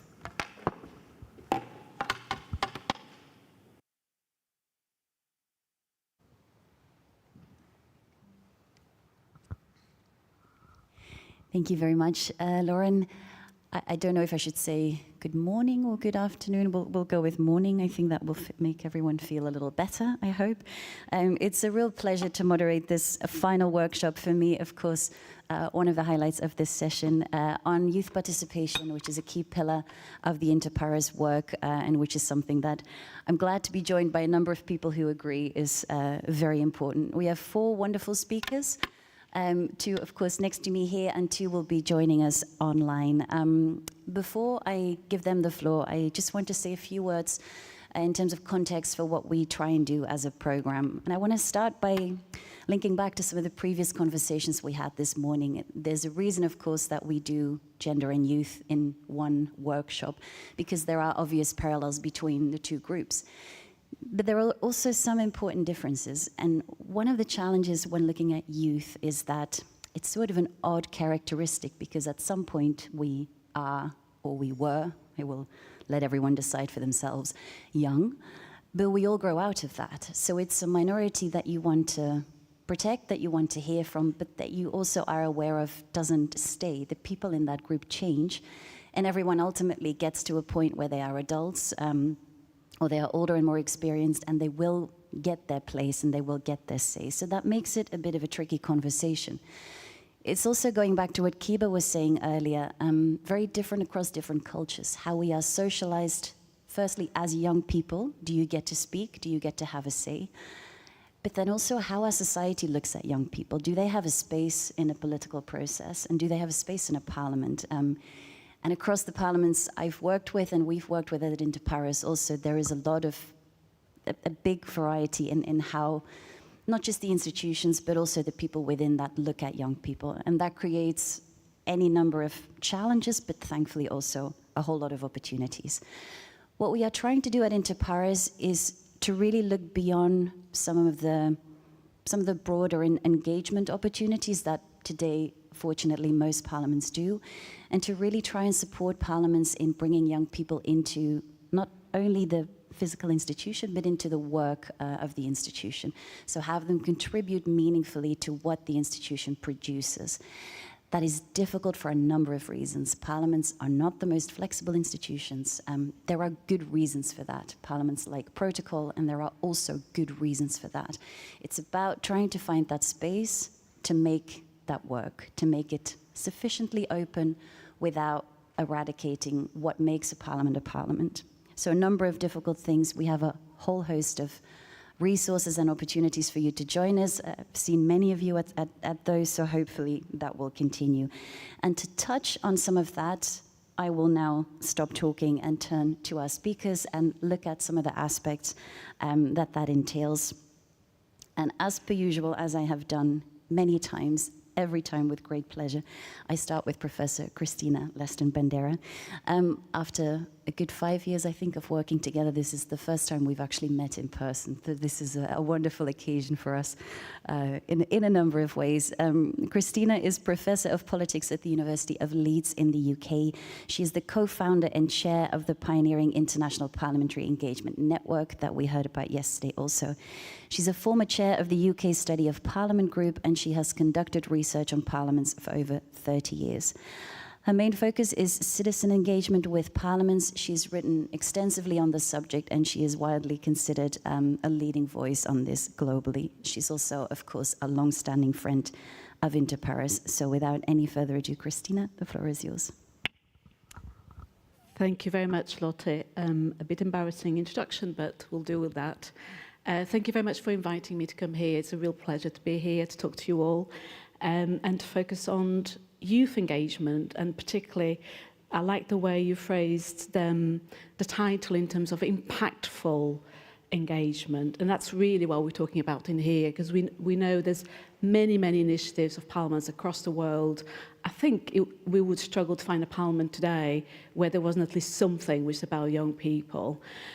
So there is an activity that parliaments are doing a lot about, but we want to think beyond just, it's almost like beyond talking about women and gender in terms of numbers, but actually what's the meaning behind that? What does it achieve? And in terms of a very overall view of what activities parliaments do, I would say there's 3 main problems whilst recognizing, accepting there's a lot of good practice and a lot of good initiatives, and I really don't want to devalue that. But if we think about from a critical point of view, there's three main problems. One of them is often these initiatives are seen as quite tokenistic, so they're quite superficial in terms of engagement. And I'll talk a little bit more about that from a solution point of view, how to address that. Secondly, is that they tend to reach youth that is already politically engaged. And that is valuable in itself because we want to help young people to become politicians. We want young people who are interested in politics to know about politics and all of that. That's all very favorable, all really, really positive. But they are a minority. As I usually say to my students when in a lecture theatre, we always say, we're not normal. We're the minority, we're interested in politics. Most people are not interested in politics. And then linked to this, the third issue is that very rarely do these activities reach out beyond what I usually refer to the seldom heard, well, the usual suspects, but it'll be very rarely does it go to the seldom heard voices. When I say seldom heard voices, it's often referred to as the hard to reach, the marginalized. I prefer the term seldom heard because it puts the onus on actually reaching out to those communities, to the parliament rather than the people. So people from low socioeconomic backgrounds, minorities in the countries, wherever ethnicities they might be. And so for parliaments to develop impactful engagement, which is what we're talking about in here, and again, I reinforce there's lots of great activities, but it's just about going beyond that. They need to address these three problems, and in doing so, there's many ways of doing it. And a sentence I really liked in the first presentation we had about the report on gender was that there's no size fits all, and I think that's very true with youth engagement too. It's specific to the cultures of the country, it's specific to the structures of the parliament, to the history. So there's many ways it can be done. But I offer you today, and it could be in many different ways, but I offer to you today 6 different ways of addressing this, because we had 3 problems, so I like to double in terms of 6 solutions to them. And the first one is about being proactive in reaching out to young people. Don't expect young people to come to you. They might come to you, but the ones who come to you will be the ones politically engaged. And so this means going out to schools, obviously, lots of parliaments do that, but also community organisations, young people organisations, festivals. My sons, they're in festivals all the time. Why isn't Parliament at festivals? But also, this is in person, but also online, obviously. So online spaces, and not just social media, but what actually young people use. And usually, they are 3 steps ahead of you. So if you know about a social media platform, it's usually something that my sons have used like 2 years ago. So, and that leads to some of the other solutions. So the second one is about scaffolding participatory tools with information education. What do I mean by that? Often, opportunities to participate, such as petitions. Petitions is a good example, are offered there, but they are offered there without thinking, how do we communicate this to a public that doesn't know what petitions are? So they're not scaffolded, supported by a whole range of information and communication, education. And often these are sort of separate and they need to be integrated. Thirdly, it's about diversifying means of communications so that they are meaningful to young people. And this comes back to a point I was making earlier about social media platforms. Again, I'm lucky to have 3 sons and to have done the journey of them as young people, now young adults. In a few years' time, they will not be young people anymore, and I will have no idea where young people hang around. And even this is just a story of my sons. They're different from other people.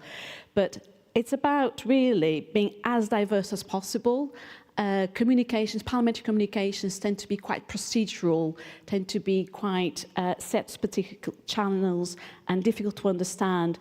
And frankly, from interviews that I've done, they can come across as quite patronizing in the way that information is presented to young people. So, and this is really about diversifying the way to communicate.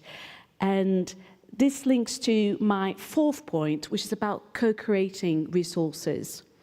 And I loved yesterday hearing about, I think it was in Zambia, the 4 days program where you're co-producing materials. So instead of developing communications just within Parliament, what about co-creating those communications with young people? And then by doing so, one becomes more aware where young people hang out, the sort of language that young people have, the sort of issues that they're interested. So that co-creation is really important. So doing with them rather than to them. And my 5th point is about voice. And this is so important. It's about creating meaningful opportunities for young people to have a say in parliamentary business. So whether it's about having processes through which they can submit evidence to committees, being listened to by MPs, submitting petitions, collating views on a bill going through Parliament. So, for instance, there's many programs of youth parliaments around the world. It's like the main, really, that then visits, the main thing oriented for young people. And there's many examples of great youth parliaments, but many of them are so detached from actually parliamentary business that it's an issue. And in here, because Hannah is here, I'll just mention my favourite youth parliament, which is the Welsh one. And but the others do similar. One of the reasons why it's my favourite one is because it's really linked in many ways to parliamentary business. So bringing that voice to the parliament business is really important. And then finally, my 6th point, which is a little bit a way of doing a lot of these things, which is working with outside groups to reach out to seldom heard groups, to those voices that tend to be marginalised. There's deep distrust of Parliament, and Parliament cannot do everything. Parliament needs to work with outside organisations, CSOs, whatever they may be, to reach out to groups that would not engage with them usually. So there's a lot to do, and I know that this is all ideal, and in practice there's many problems in doing this, but as often is the case, step by step actually can make a big difference, and that's me. Thank you.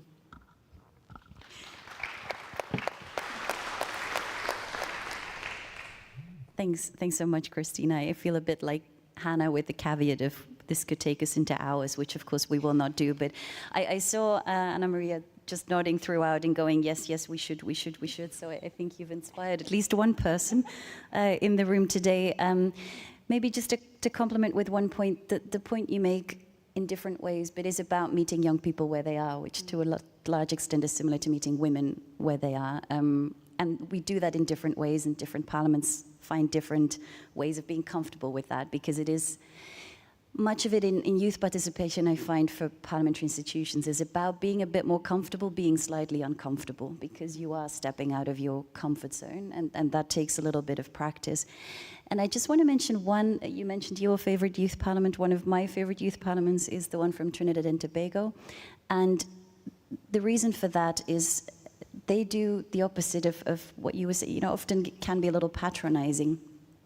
They essentially expect their young people over a period of about 6 months to almost become members of parliament and staffers. It's a live broadcast. The quality of the debate is meant to be excellent. And what I hear throughout from the colleagues there is the idea is to raise the bar, not to lower it. We're not going to do an exercise where we just have them play parliament. No, we want them to know the rules. We don't want them to read the rules. We want them to understand what the implications are and to really take it seriously and do it seriously. And I think if you trust young people with that, they will more often than not respond. But belittling doesn't tend to work quite as well. So with that, to lay the foundation, I will turn to our German friends.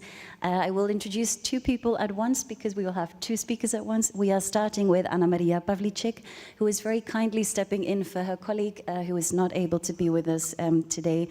Anna Maria has been working in the administration of the German Bundestag for 3 years. Before that, she was a legal advisor in state administrations of Brandenburg and Berlin. For 6 months now, she's been coordinating international parliamentary cooperation, and she will tell us a little bit about some of the international exchange programs. She and her team are the contact point for partnerships such as Interpares, And I will add that I got a little message also saying this is one of our best partnerships, so I am passing that on. And Anna Maria will be introducing our third speaker, who's Elaf Al-Najdafi.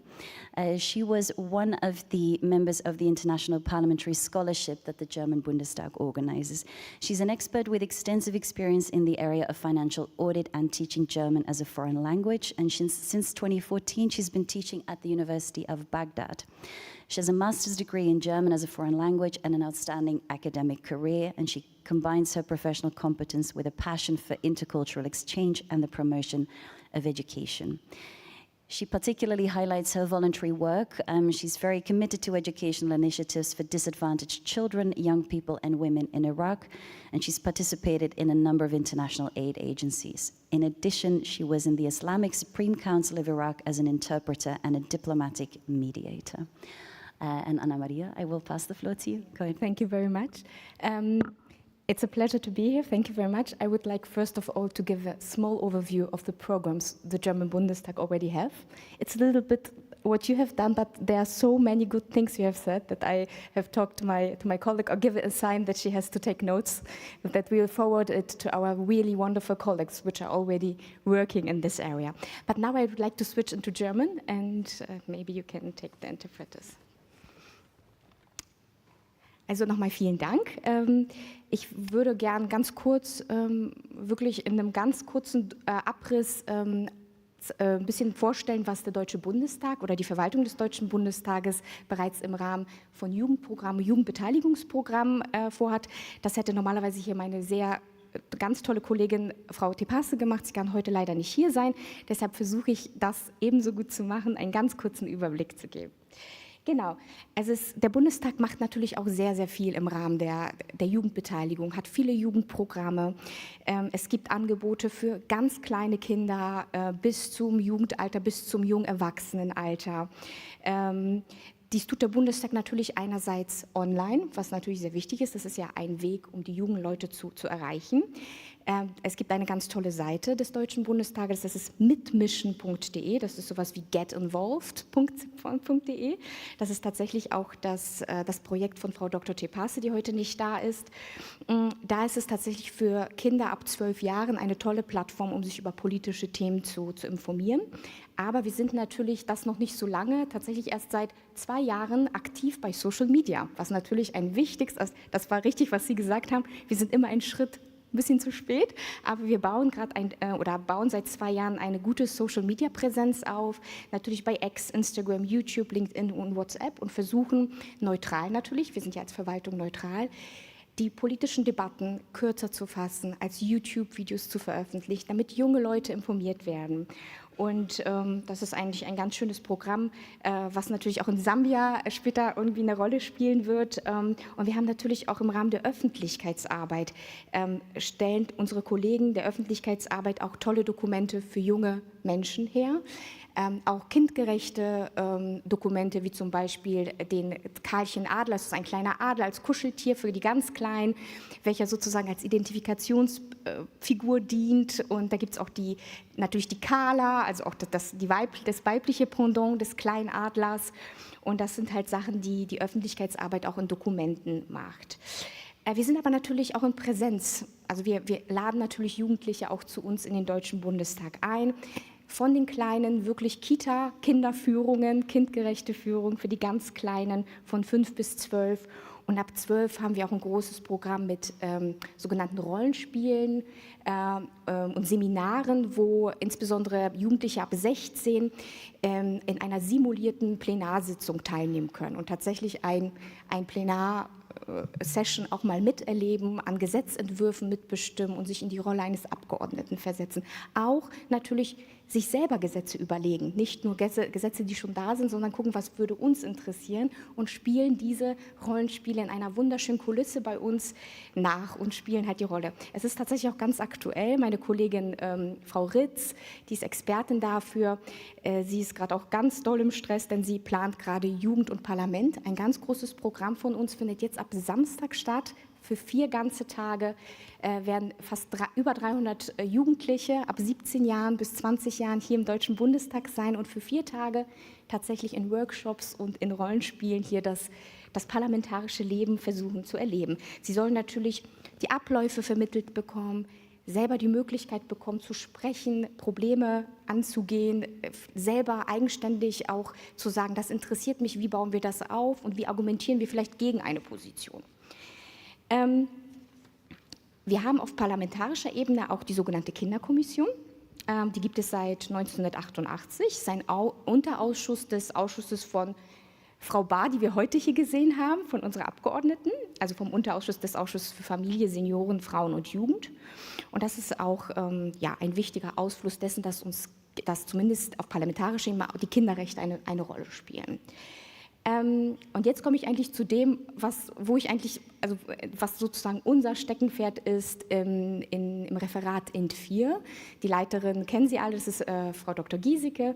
Und dort gibt es einige Austauschprogramme. Und ein Austauschprogramm ist einerseits, ein ganz wichtiges Austauschprogramm ist natürlich das Parlamentarische Partnerschaftsprogramm, genannt PPP, gibt es schon sehr, sehr lange, so alt wie ich bin, also seit über 40 Jahren gibt es tatsächlich das Partnerschaftsprogramm mit dem, ein amerikanisches mit den USA, mit dem US-Kongress und dem Deutschen Bundestag. Dort werden viele junge Erwachsene, also junge Schülerinnen und Schüler und Auszubildende für ein Auslandsjahr nach Amerika geschickt und das Gleiche wird organisiert für Schülerinnen aus Amerika. Also das ist ein Austauschprogramm, was wir hier haben. Und das Programm, wo ELAF auch mitgemacht hat, ist das Internationale Parlamentsstipendium.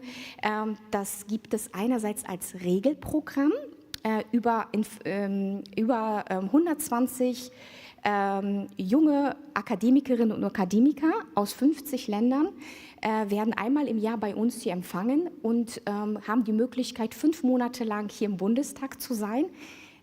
Es ist aufgebaut in Form eines erstmal einer Kooperation mit den Universitäten Berlins, dass sie erstmal einen akademischen Input und Seminare bekommen, aber dann auch ein 3-monatiges Praktikum in einem Abgeordnetenbüro erleben und selber schauen können, wie so eine Arbeit funktioniert. Sie müssen alle gut Deutsch sprechen, das ist eine Voraussetzung, gar nicht so einfach. Also mindestens europäischen Sprachenkompetenzniveau von B2. Und ja, das führen wir schon sehr, sehr lange durch. ELAF hingegen hat bei dem IPS-Programm für arabische Staaten mitgemacht. Das hat vor ganz kurzer Zeit gerade stattgefunden, und zwar im September. Und ELAF war eine unserer tollen Teilnehmerinnen und Teilnehmer. Das findet auch jedes Jahr statt, wie gesagt, für einen Monat. Es sind circa 24 bis zu 24 junge Absolventinnen und Absolventen. Und die kommen für 4 Wochen zu uns in den Deutschen Bundestag, bekommen einen ganz tollen Workshop und ganz tollen inhaltlichen Input und gehen dann auch für eine Woche in ein Praktikum zu einem Abgeordneten. ELAF war eine von 19 Stipendiantinnen und Stipendianten des IPS-Programms und es waren 9 Frauen und 10 Männer. Es war keine homogene Gruppe, sondern es war eine Gruppe mit unterschiedlichen religiösen und kulturellen Hintergründen, also eine sehr, sehr spannende Gruppe. Ich glaube, das wird ELAF dann später auch nochmal aufgreifen. Und ich durfte auch bei einer Session mit dabei sein. Es war wirklich beeindruckend, es waren wirklich unterschiedliche Ansätze, aber es hat so gut funktioniert, diese Diskussion mitzuerleben und ELAF war auch ein Teil davon. Dann würde ich jetzt tatsächlich ELAF das Wort geben, um ein bisschen zu berichten. Dankeschön, vielen Dank. Wie Anna-Maria gerade berichtet hat, also ich habe am IPS-Programm Internationale Parlamentsstipendium der arabischen Staaten teilgenommen. Das ging für einen Monat, das war im Sommer, das war schon vor einigen Tagen ist es erstmal vorbei, weil in der letzten Woche ist es vorbeigegangen. Wir konnten, das Programm war natürlich sehr, sehr interessant. Wir waren unterschiedlich, also aus 19 Personen aus 9 unterschiedlichen Ländern, arabischen Ländern, alle irgendwie arabischsprachig, obwohl wir aus Nordafrika, aus dem Nahen Osten gekommen sind, das heißt aus unterschiedlichen Ländern, aus den Gulfstaaten, waren aus Bahrain, ich war aus dem Irak, Aus unterschiedlichen Ländern sind wir zusammengekommen. Natürlich haben wir auch in dem arabischen Raum sehr, sehr viele unterschiedliche kulturelle Aspekte. Wir hatten unterschiedliche Religionen. Unser Alter variierte von 20 bis 32, 33 Jahre ungefähr. Und genau, wir konnten uns trotzdem sehr gut einleben, denn die Politik hat uns natürlich alle irgendwo gemeinsam zusammengebracht. Die Diplomatie, die Politik, und wir konnten uns gemeinsam auf etwas sozusagen einfinden. Das Interessante ist, dass beim IPS-Programm zum einen natürlich, dass wir aus unterschiedlichen Ländern und mit unterschiedlichen Ethnien vor allem kommen, weil wir in den arabischen Ländern so einige Problematik normalerweise damit hätten. Wir, Gott sei Dank nicht, haben wir auch nie eigentlich. Aber manchmal hat man das in den kleinen Gruppierungen der Menschen wegen Minderheiten, zum Beispiel Kurden oder Araber oder andere Ethnien zum Beispiel. Aber das Tolle war an der Gruppe, dass wir wirklich sehr, sehr multikulturell und aus unterschiedlichen Ethnien, Religionen und so weiter waren. Und in dem Programm konnten wir uns wirklich sehr, sehr gut beteiligen. Wir hatten unterschiedliche Workshops, wie zum Beispiel unterschiedliche Workshops, Seminare, wie Konflikt und Koexistenz, wie man trotz der Unterschiede miteinander zusammenleben kann in der Politik und in der politischen Welt. Dann hatten wir auch Seminare über die Erinnerungskultur, wie man etwas in Deutschland beziehungsweise auch in unseren Ländern nochmal, wie man sich an so etwas erinnert. Dann vor allem den Perspektivenwechsel und dass man die Multiperspektivität wirklich aufgreift, dass man sich in die Perspektiven anderer politischer Programme bzw. anderer politischer Intentionen hineinversetzt, um sie zu verstehen. Wir konnten natürlich auch uns NGO-Programme ansehen, NGO-Projekte, zum Beispiel jetzt vor allem in dem Nahostkonflikt aus Israel, dann auch wieder aus Palästina. Das heißt, es war wirklich sehr gut abgewogen. Man konnte von jeder Seite etwas hören. Man konnte auch sich praktisch hineinversetzen, weil wir solche Rollenspiele, wie eben Anna-Maria gesagt hatte, zuerst mal zu den Gesetzen in Deutschland sozusagen und auch zu unseren eigenen Ländern nochmal uns hineinversetzen und in andere Länder hineinversetzen, warum die Politik so aussieht, wie sie aussieht. Wie bereits bekannt ist, sind wir in unseren Ländern eigentlich sehr wenig demokratisch. Also Gott sei Dank komme ich aus dem Irak, da haben wir schon die Demokratie, die noch sehr viel Arbeit braucht. Aber wir haben schon eine Demokratie in anderen Ländern, zum Beispiel jetzt aus Syrien oder aus Bahrain, da gab es ja eigentlich keine, da gibt es ja keine Demokratie, aber trotzdem konnten diese Menschen, die sich für die Demokratie, diese jungen Menschen, die sich für die Demokratie interessiert haben, da wirklich beteiligen und auch ihre Perspektiven mitteilen und über ihre eigenen Länder sprechen. Wir konnten auch natürlich unsere Initiativen mit hineinbringen, wir konnten unsere Länder vorstellen, Projekte aus unseren Ländern oder wichtige Dinge zum Beispiel aus unseren Ländern auch vorstellen, sodass wir ein gemeinsames Leben erstmal herbringen konnten und die Kulturen auch so ein bisschen vergleichen konnten, obwohl wir sehr viele Unterschiede hatten. Wir hatten auch Seminare und Workshops zur Korruption, was sehr wichtig ist und was vor allem in unseren Ländern sehr präsent ist. Und da konnte man auch Vergleiche sehen.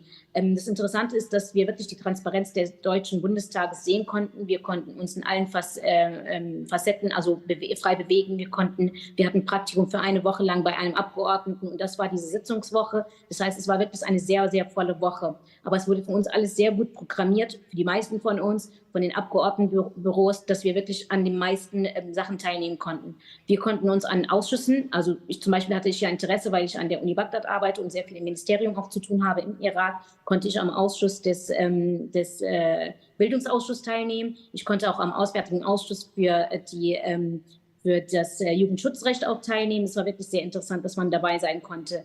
Auch natürlich konnten wir in den Plenarsitzungen bei den Debatten dabei sein, das wirklich live miterleben. Das kennen wir aus unseren Ländern eigentlich gar nicht. Ich habe jetzt zum Beispiel, wie schon gesagt, ein demokratisches Land, aber das haben wir nicht so. Das ist erstens nicht transparent, zweitens kann man da wirklich nicht in die Nähe hineingehen. Und das sind Sachen für uns, die wirklich sehr politisch, also ein großes Interesse an Politik haben. Es ist sehr schwer, sowas mitzuerleben, außer in Deutschland. Und das war wirklich eine super Chance für uns, auch für alle anderen. Und das wurde dann dieses Feedback wurde auch unter uns selber immer wieder weitergegeben. Das einwöchige Praktikum, dadurch konnten wir, wie schon gesagt, erstmal die Büroarbeit wirklich miterleben. Wir konnten einfach mitsehen, wie schwer es ist für einen Abgeordneten, die ganzen Termine und für die Mitarbeiter vor allem, die ganzen Termine alle freizuhalten, wie man sich mit den anderen, mit den Mitbürgern, man sich für ihre Interessen eingesetzt hat, wie man die Reden alle vorbereitet hat, was wichtig war, wie man das kürzen musste, was man da wirklich, dass man die ganze Zeit alles im Blick behalten musste. Es war wirklich sehr, sehr interessant und auch Vor allem konnten wir uns, wie schon gesagt, uns selber beteiligen, auch im Praktikum, selbst unsere Ideen, Initiativen mit einbringen. Wir konnten unsere Stimmen einfach auch frei äußern sozusagen, unsere Stimmen, unsere Meinungen mitteilen. Das war ganz frei, ganz offen. Es gab gar keine Grenzen für uns und das war wirklich sehr, sehr gut jetzt vor allem gerade, wie schon gesagt, in dem Nahostkonflikt und wir aus arabischen Ländern, weil bei manchen berührt das schon ein bisschen unsere Gefühle und wir konnten uns wirklich sehr, sehr gut äußern. Wir konnten Fragen stellen, wir hatten Meetings mit Repräsentanten des Auswärtigen Amtes und wir konnten auch wirklich sehr direkte und sehr emotionale Fragen sozusagen stellen. Diese Fragen wurden auch sehr gut beantwortet. Es wurde keiner Frage einfach es wurde keine Frage weggeschoben, sodass sie nicht beantwortet wurde. Wir konnten uns wirklich in die deutsche Politik, in den Deutschen Bundestag einleben. Wir konnten in einem Monat so viel miterleben, statt das, was wir vielleicht aus den Büchern oder aus dem Internet für jahrelang einfach nur so mitlesen konnten oder mithören konnten. In dem Monat hat man wirklich sehr viel mitgenommen. Und genau, es ist sehr wichtig, dass da die Ziele, die für uns erstmal als Teilnehmer und dann auch die Ziele des Referats, des Programms, die waren sehr gut erreichbar. Zum einen wurden, wie schon gesagt, die Seminare und Workshops so aufgebaut, dass man am Ende Schritt für Schritt zu einem Ende kommen konnte, wo man alles als ein Gesamtbild sehen konnte und das wirklich verstehen konnte. Wir konnten natürlich über Energieprogramme sehen. Wir hatten eine Reise in Anlagen der Bioenergie. Wir konnten uns auch natürlich über die Entscheidungen der jungen Menschen miterleben, wie schon gesagt, zum Beispiel im Ausschuss für Jugendschutzrecht. Und wir konnten auch unterschiedliche Meinungen hören. Die erreichten Ziele sind, dass wir wirklich zum einen unsere Meinung selbst erstmal nicht ändern konnten, sondern auch mal festigen bzw. ein bisschen locker stellen konnten. Wir konnten andere Meinungen mitnehmen, auffassen. Das Wichtige war, dass wir auch wirklich mitnehmen konnten, warum diese Menschen so denken oder was für Perspektiven es da gibt in der Politik. Man hat Verständnis für andere politische Programme mitgenommen, für andere politische Veranstaltungen. Also man konnte das alles wirklich miterleben und mitverstehen. Und vor allem die Akzeptanz. Die Akzeptanz war sehr, sehr wichtig in dem Programm. Erstmal sich gegenseitig zu akzeptieren, weil wir ja auch in unseren Ländern viele Probleme haben in der Politik. Und manchmal wirken sie sich auf uns als Völker, als normale Menschen auch aus. Und wir konnten das wirklich unter uns erstmal austauschen. Und vor allem in dem Programm, in den ganzen Seminaren, konnten wir da wirklich sehr viel miteinander mitbearbeiten. Wir konnten miteinander frei reden. Wir konnten die Meinung äußern. Und vor allem auch wirklich uns beteiligen. Und wir hatten keine Angst, da irgendwas Falsches zu machen. Wir haben gelernt. Das war das Gute dran. Wir haben sehr viel gelernt, nicht nur gelernt. Genau. Und das Programm war uns, also meiner Meinung nach, und das ist auch die Meinung von meinen Kommilitonen, das ist wirklich sehr ein komplettes Programm gewesen, weil, wie schon gesagt, es wurde sehr gut aufgebaut, also Schritt für Schritt, als ob wir noch sozusagen kleine Anfänger sind und wir haben es gelernt. Wir können da jetzt mitmachen. Wir haben auch so ein Rollenspiel mitgemacht und konnten selbst miterleben. Das war ein ganz anderes Gefühl, wenn man dieses Rollenspiel macht. Statt wir haben es gehört, wir hatten Seminare, wir hatten Workshops, aber wenn man da drin ist und selbst so einen Gesetzentwurf einfach mal verabschieden möchte, und dann hat man die unterschiedlichen Meinungen aus 9 arabischen Ländern und aus 19 jungen Menschen, das war wirklich unterschiedlich, aber das lief sehr gut. Und genau, natürlich finde ich sehr, sehr wichtig, dass man die jungen Menschen in so etwas hineinbringt. Ich glaube, dass in den nächsten 10 Jahren, dass es sehr wichtig ist, dass man immer jüngere Menschen mitbringt, vor allem 16, 15 Jahren. Weiß man, dass man sich nach 20, 22 Jahren, da ändert man sich so ziemlich, vielleicht ändert man sich um die 180 Grad. Man hat eine andere Persönlichkeit oder man denkt anders. Aber es ist sehr wichtig, dass sich diese jungen Menschen auch mit einbezogen fühlen. Für uns zum Beispiel in unseren Ländern, wir fühlen uns in unseren eigenen Ländern, die bei mir ja, wie schon gesagt, demokratisch sind, wir fühlen uns gar nicht einbezogen, so wie wir einbezogen sein sollten. Und wir sind gar nicht mehr so jung.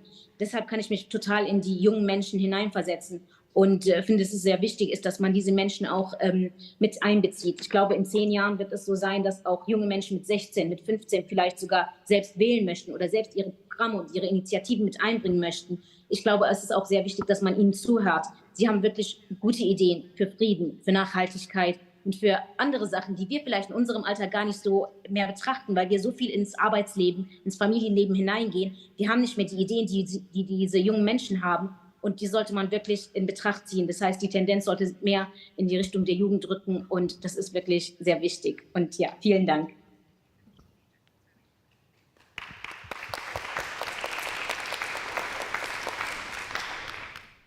Thank you so much, Ana Maria and Elaf, for that really extensive and excited review of your program.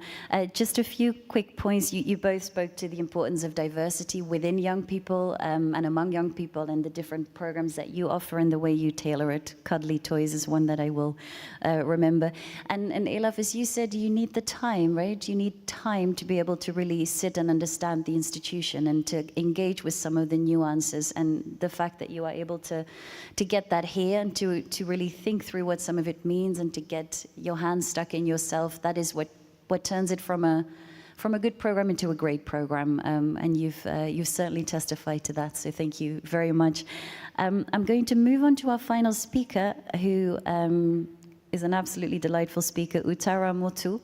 She is a Namibian MP and she's currently campaigning. So Uttara, thank you so very much for taking some time out of your schedule. We know that that is not straightforward to be with us. Uttara is a Namibian politician, youth leader and activist, and she is reshaping the political landscape of Namibia. She is the youngest chief whip in the parliament, and she represents a new wave of radical progressivism, fiercely advocating for the rights of the landless, the marginalized and the youth. Her leadership style, and we have talked about this already today, challenges the entrenched systems of inequality, calling for deep reforms in land ownership, resource distribution, and the inclusion of young people directly in the corridors of power. Her journey began with grassroots activism, first as a member of the Learners' Representative Council in 2013, where she distinguished herself in leadership, and then at university as vice president of a performing arts society in 2016. She later joined feminist movements and student protests, and by 2017 she had aligned with the Landless People's Movement to fight for land justice in Namibia and beyond. She's a founding member of the LPM's political transition. She has risen through the ranks and she has become the youngest political spokesperson since independence at just 22. She is fearless in her advocacy, which we have seen before, and she was elected as an MP at the age of 24. In that role, she continues to push for the expropriation of land held by foreign absentee landlords and for policies that empower local Namibians and young people. So, Uttara, the floor is yours. Thank you very much for having me. It is such a delight to be engaging in this topic that I feel is very important for global development, but it's like what you have said in the introduction, it is my personal mission to really ensure that young people's voices are amplified and that they have youth representation. Now, if we have to tackle complex global issues such as climate change, poverty, inequalities, we would need the innovation and energy and perspective that the young people bring to the place. And this is why I see that challenges that young people go through are multifaceted, as alluded to the previous speakers. But I look at 4 thematic areas and provide 5 strategic inputs on, or rather solutions to those areas. Firstly, it's the cultural norms and prejudices around young leaders. It's the mindset. Young people are often dismissed as inexperienced, unprepared to lead. Through cultural, for example, where I come from, we have the traditional authority that governs or is somewhat the custodians of the community. The traditional authorities, in order for you to be a chief, for example, you have to be of a certain age, you have to have lived a life of a certain experience. So again, the cultural setting is very much firstly male-dominated and it's elderly-dominated. So as from a local structure where young people can emanate from, they are already cut off because, again, they cannot speak due to cultural practices. Some of them at youth engagements, for example, if the governments have to go into regions to speak to the communities, they would be then sidelined because the elders would be the ones to be given the platform. So again, it limits their ability to access opportunities that may come with various institutions and government and political parties. Another issue is the institutionalized barriers that come within the parliamentary structures, which are the processes are inaccessible to young people. They are complex, they are bureaucratic, and require financial and social capital that the youth simply do not have. There's this common saying that they say, especially within my country, that democracy is very expensive, and it's true. In order for you, for example, in political parties, there's this notion that you have to provide T-shirts, for example, to political members and potential members that you are campaigning to. Myself as a young person, I'm unemployed. Namibia has about a 50% youth unemployment. That already would tell you, as a young person trying to run for political office, I would not be able to afford the financial materials that were needed to actually boost my campaign. For example, I would need a 2 million Namibian dollars, just for example, to print out T-shirts to give out and distribute to people so that they can wear my face and my party with pride. Again, that is only accessible to the elites in the current political structures that really excludes young voices who choose different, such as independent candidates, etc. Another one issue is gender disparities. Being one of the youngest members to go into parliament, we were a bunch of young people, but I've realized that there's much more exclusion and critique around young females, whether it's your personal life, whether it's your ability to articulate yourself. There's a lot more pressure when it comes to young female leaders who take up political office due to the fact that, for example, if you choose to be a mother, that will be seen as a risky move and you are not able to lead. And this is why women shouldn't lead. This is why youth, they are irresponsible, etc. All this patriarchal opinions. But then again, these are the challenges that also inhibits young people. For example, in my country, women are more than male. More women are voters compared to male, and more women are starting to come out in the scene, which includes young females. But however, due to those cultural perceptions that women should not participate in leadership, also leads to being a discrimination to those who take part in the leadership roles. Then the last one is there's a lack of capacity building. Young people, normally when I have discussions with them, they do not understand what are for example, what it takes to stand up and take political roles. They do not understand what they want from politics. They do not understand how political influence and policies can shape their lives on a daily basis due to lack of information, propaganda, for example, or it could just be a lack of interest to involve young people in trainings.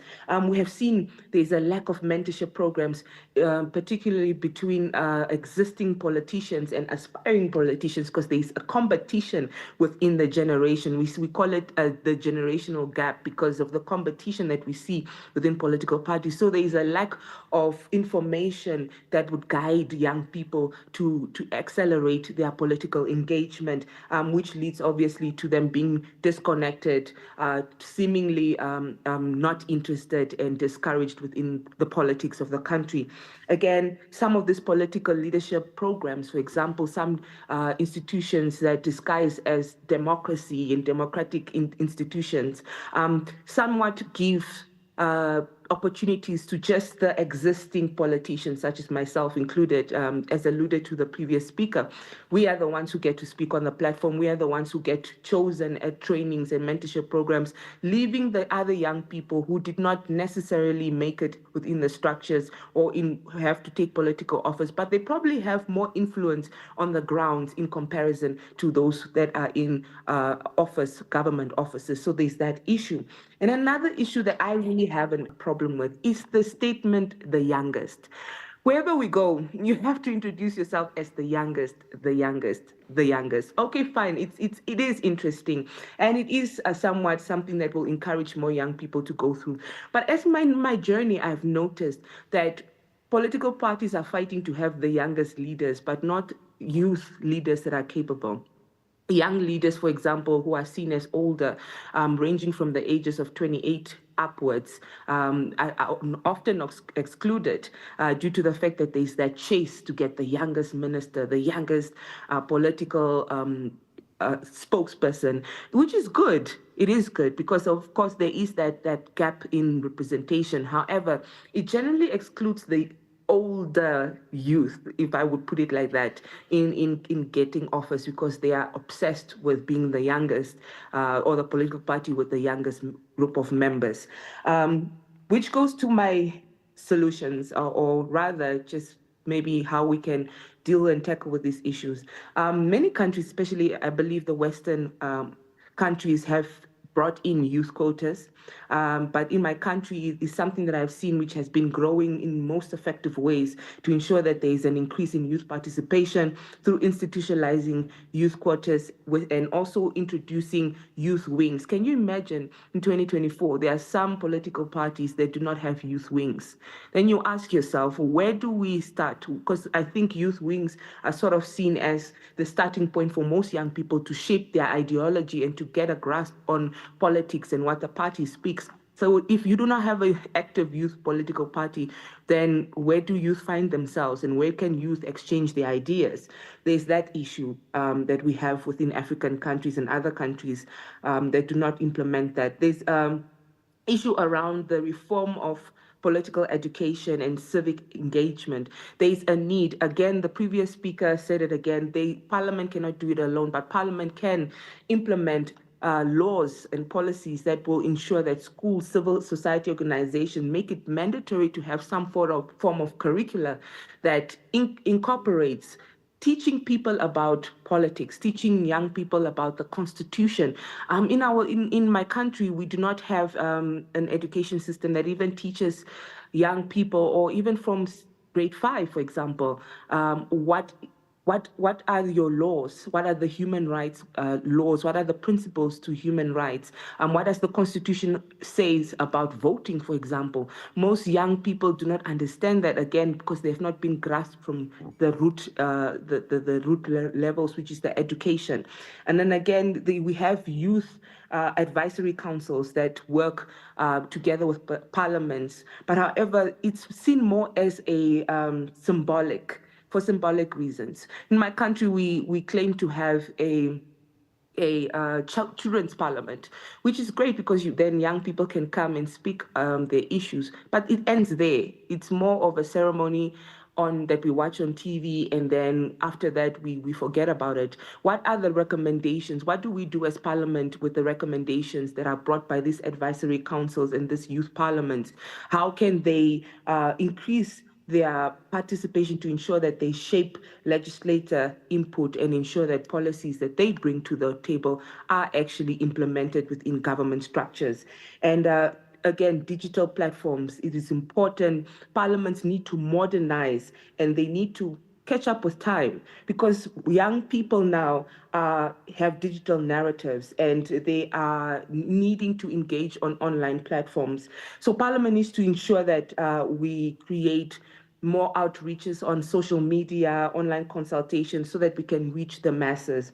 And most importantly, in order to deal with the gap in the skills, the leadership skill gap that we have, mentorship and capacity building, I am a strong advocate for having more mentorship programs with seasoned politicians. We should really up the game as parliamentarians to ensure, as myself, I can use my experience to empower the younger generation, all other young people that are excluded from government structures, to prepare them to build their confidence, to shape their ideology, and to make sure that they are the next upcoming leaders. I'll leave it for that.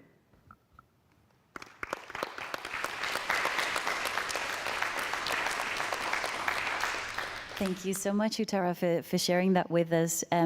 So many of the issues you touched on, again, are also relevant for women. You spoke, of course, in the case of Namibia, the high cost of campaigning. We've had that conversation before, how difficult it is for young people. I like your point on getting with the times. That's something I think every speaker here has said, digital narratives and meeting young people where they are. The importance of political parties is something maybe we haven't touched as much on, but of course, as you say, if they don't offer the opportunity to get started, then what does your parliament do? You can, that balance that needs to be there, that sort of grounding needs to be there. And civic education, of course, is something we come back to time and time again. I also note your point on being the youngest and perhaps not always loving the label. We will continue to invite you also when you are no longer the youngest, so not to worry. And finally, what you noticed, of course, on kind of ceremonial advisory councils. I find advisory as a term generally does a lot of heavy lifting and is not always the most helpful way to phrase something, because it can cover anything, right? And on the one hand, of course, we welcome those initiatives of bringing young people in. But if it is, as Sheila was saying this morning, if it's to have a young person there, if it's just to make sure that you are ticking a few boxes, but the substance doesn't change and the how you do your politics doesn't change, then it's really not very productive at all. So thank you very much for sharing. I had a question lined up for another quick round of the speakers, but considering we're almost at time, I'm just going to go and open to the floor and see if we have any questions for our speakers. Giovanni first, and then Gerard. Yes, go ahead, please, Giovanni. Thank you very much for this very interesting presentation. Well, I was responsible for the educational program for some years in the Chamber of Deputies, and I was really challenged from this problem by this problem of co-creating with the students, because the Chamber of Deputies, as I think the Bundestag, receives thousands of students every day, or almost every day. But the outcome is most of the times negative. That is, they only attend the meeting for a few minutes of the plenary, and they are horrified about what they see, because people are speaking each other. They really leave the chamber with a very and more negative idea than before. So the solution is to engage them. Engage, we don't have in Italian this term engage, because to demand an engagement from them, because we invite them and to pose the questions to the MPs and to work to the MPs on Wednesday, that is the most hectic, busy day of the week. And it's very difficult to organize this meeting because the members have a lot to do. They cancel the meeting at the last minute and so on. But it's a very effective way, because this is really something that changes the mindset of the younger people. And the outcome, the survey, yes, can confirm this, is really not having a positive idea of the parliament, but a realistic idea of what is happening. This is the point, and this is the real problem is that this work can be done with small numbers in comparison with the huge number of students. And this is really the challenge. The other point is to reach disadvantaged people or students.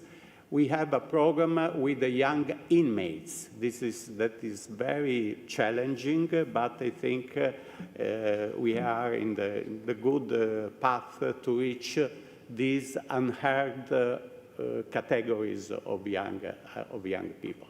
Last point, the youth impact assessment on the bills, but maybe one of the next meetings of Inter Paris we can discuss this very interesting point. Thank you. Thanks, Giovanni. You said it has an impact on the young people, these exchanges. It has an impact on the members of parliament too, often. The more they do it, the more they... So it's really that two-way street, but as you say, of course, difficult to organize. Jonathan, go ahead, please. So again, Tudor Dobrinescu, Romanian Chamber of Deputies. I'll be very brief. I want to share with you some interesting thing that we're doing in Romania, in Bucharest. So since the session is called Impactful Youth Participation, we at the Chamber of Deputies, we have many programs with young people, some of them even before our accession, predating our accession to the European Union. But I want to stick to one in particular. Of course, I think most of the parliaments have internship programs. Ours has a particularity that I want to highlight, and in as much as you need some feedback from us, we're very happy to share and for what you're doing with other parliaments. Of course, we receive thousands of applications for basically 100 jobs. And we have to select. And one of the criteria, selection criteria, is innovative ideas. Very good at this. So if ever you want to have more from us in this respect, I am entitled by my colleagues here to talk about it, and of course my colleagues in Bucharest will be more than happy to share their experience with you and on how we select people with innovative ideas and how we promote those ideas. And since my last intervention was about the adaptation, how to adapt to the various cultures and particularity of the parliaments in other parts of the world. Of course, this is very interesting because young people have revolutionary ideas that goes with democratic regimes, but where people are less democratic, it's very interesting and important to know how to adapt and to select those ideas that are not gonna make a scandal in those countries. So please come to us if ever you need some more from us. Thank you. Thank you for sharing. Xavier, last intervention, please. Go ahead. Oui, je vous remercie et je remercie les différents intervenants qui ont fait des présentations très, très riches, très variées. D'abord, à titre liminaire et à titre personnel, je pense que jeune, c'est un concept très large, sans doute trop large, et je pense que tous les jeunes n'ont pas forcément les mêmes aspirations, les mêmes préoccupations, les mêmes ambitions, ne sont pas confrontés aux mêmes problèmes. Voilà, moi aussi, comme tout le monde ici, j'ai été jeune, et je n'avais pas forcément les mêmes préoccupations que mes camarades aussi jeunes. Mais je voulais surtout faire des observations par rapport à ce que l'on fait au Sénat français. D'abord, je voulais rappeler que on a le Sénat, quand je suis rentré au Sénat, à l'époque j'étais encore jeune, l'âge d'éligibilité des sénateurs était de 35 ans. Il a été progressivement diminué jusqu'à 24 ans depuis 2011. Je ne sais pas si c'est le cas dans tous les chambres hautes, en tout cas, puisque souvent ces âges d'éligibilité sont plus élevés dans les chambres hautes, précisément parce qu'elles ont historiquement, en tout cas, un souci de sagesse et d'équilibre. En tout cas, ça peut poser dans certains pays un problème pour avoir des parlementaires qui puissent participer aux activités, on en a parlé hier, aux activités des réseaux parlementaires de jeunes, comme par exemple à l'APF ou à l'UIP. Il n'y a pas longtemps, par exemple, on a reçu une délégation du sénateur du Cambodge et ils nous ont expliqué qu'ils ne pouvaient pas participer aux travaux du réseau parlementaire de l'APF parce qu'il faut avoir au moins 40 ans pour être sénateur au Cambodge et que des jeunes parlementaires sont des parlementaires qui ont moins de 40 ans.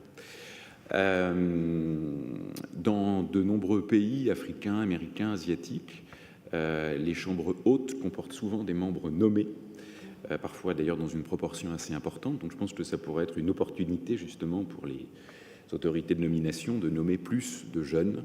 Je ne suis pas sûr que ce soit toujours fait, mais enfin bon là on retombe aussi sur les limites politiques qui sont bien réelles et malheureusement éloignées souvent de la théorie. Alors au Sénat aussi on est très attaché en fait à être ouvert au public, en particulier au public jeune. On reçoit beaucoup de groupes scolaires, et donc il y a toujours une dimension, on va dire, d'éducation civique. On reçoit aussi des délégations, par exemple, de jeunes, soit parlementaires, soit non parlementaires, à qui on explique le rôle institutionnel du Sénat, sa place dans le bicamérisme français. Donc voilà, on est très attaché à ça. On a aussi, notre direction de la communication a aussi ouvert, il y a très longtemps, il y a un an ou deux, un compte TikTok pour le Sénat, ce qui permet de viser d'autres publics, et en particulier des publics de jeunes. On a aussi un site internet qui s'appelle Sénat Junior, qui comprend d'ailleurs deux rubriques différentes, les 6-12 ans et les 13 ans et plus, et qui comporte bien sûr des publications adaptées.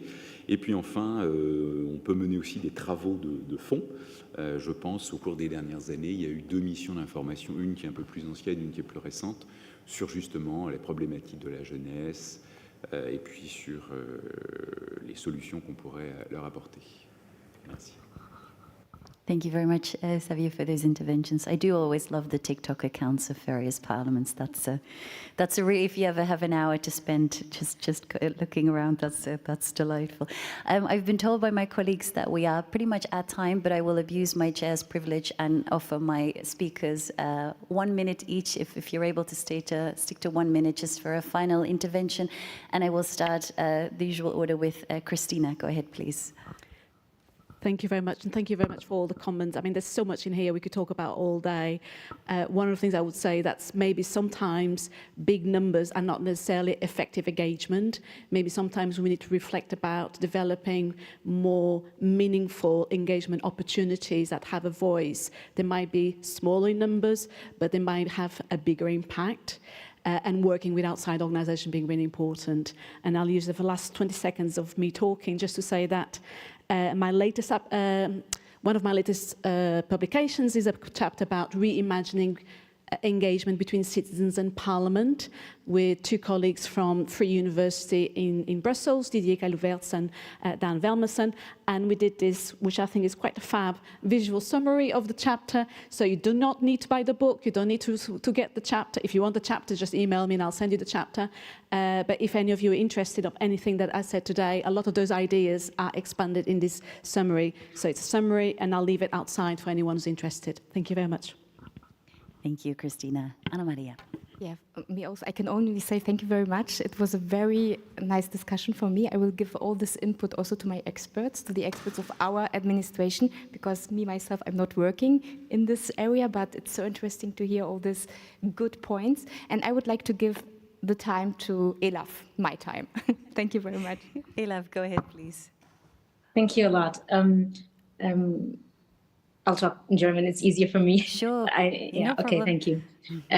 Also ich finde, es ist sehr wichtig, dass wir weiterhin vor allem junge Menschen auch versuchen mit einzubeziehen und dass wir die Chance hatten, da mitzuwirken, teilzunehmen, dass es nicht eine einmalige Chance ist, sondern dass es auch mehrere Chancen für uns gibt, uns da weiterzuentwickeln und auch in Richtung Diplomatie zu gehen, da wir auch selbst eigentlich Botschafter in unsere eigenen Länder sozusagen sind, über die Politik, die Demokratie sind und auch diese Ideen vermitteln können. Und vor allem, dass solche Programme immer weiterentwickelt werden, vielleicht in unseren Ländern, weil sie auch noch im Hintergrund liegen, aber auch in Europa und in den anderen Ländern, dass dann die jungen Menschen auch wirklich einbezogen werden. Ja, vielen Dank. Thank you very much, Elaf. And last but not least, Uttara, I think you are still with us, which again, very much appreciated. You have the final word. Go ahead, please.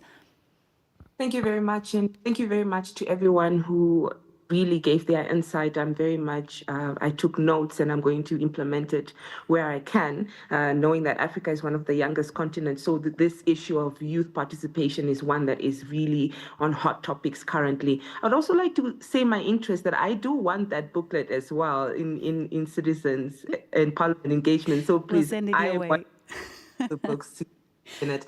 But again, I just want to talk about actively dismantling the barriers. Once we dismantle the barriers that inhibit young people, then we get to solve a lot of these issues that we deal with. But also, there are the typical issues that we have, for example, lack of participation and lack of interest from young people, lack of education. But we also need to invest more in platforms like this to do research. There are other issues such as a digital divide that is big within countries that have the rural side that also plays as a role. But people do not look at it that there's a data deficit within third world countries, for example, and which could be one of the issues that also inhibit young people from rural structures to enter politics. So again, we need to create more spaces and platforms like this to engage in research and to learn from each other. Thank you so much.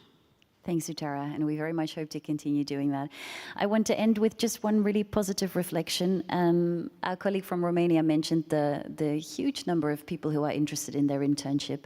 For our YPA, our Youth Parliamentary Academy in Zambia, we have 20 places. We had 1,300 participants in this space of a week, and we had to close applications early. So young people want to learn about Parliament. They want to be there. They want that opportunity. So I think we really need to sometimes move away from all the sad stories and the things that are not going well and embrace that interest and just see how much we can do step by step, because we are never short of young people who want to come and be with us and sit with us and learn from us, as we have again seen today. A quick advertisement before I get to the the inevitable, of course, end of workshop survey is we will be organizing a seminar series, 3 online 90-minute sessions in December on skills building for parliamentary staff on youth participation. So if you would like to think through a little bit, learn a little bit about what you are doing, we will have participation from several of the parliaments here. Examples, case studies, speakers, the information will be with you next week. We hope to see as many of you as possible there, obviously, and then, as I promised my colleagues, I will ask you all to fill in the survey. If you are with us in person, the paper with the QR code should be on your tables. Is that correct? Excellent. And if you are with us online, because I understand we do have quite an audience online also, the link to the survey is shared in the Zoom chat by Carlota. And with that, I will hand it back over to Lauren. Thank you, Lauren. Yes, thank you all for participating in our open workshop today. As was mentioned, we appreciate those who took part online. We have about 40 guests over Zoom and about 30 watching on the live stream. So this will ripple out into parliaments beyond our room today. So, and now, as we're turning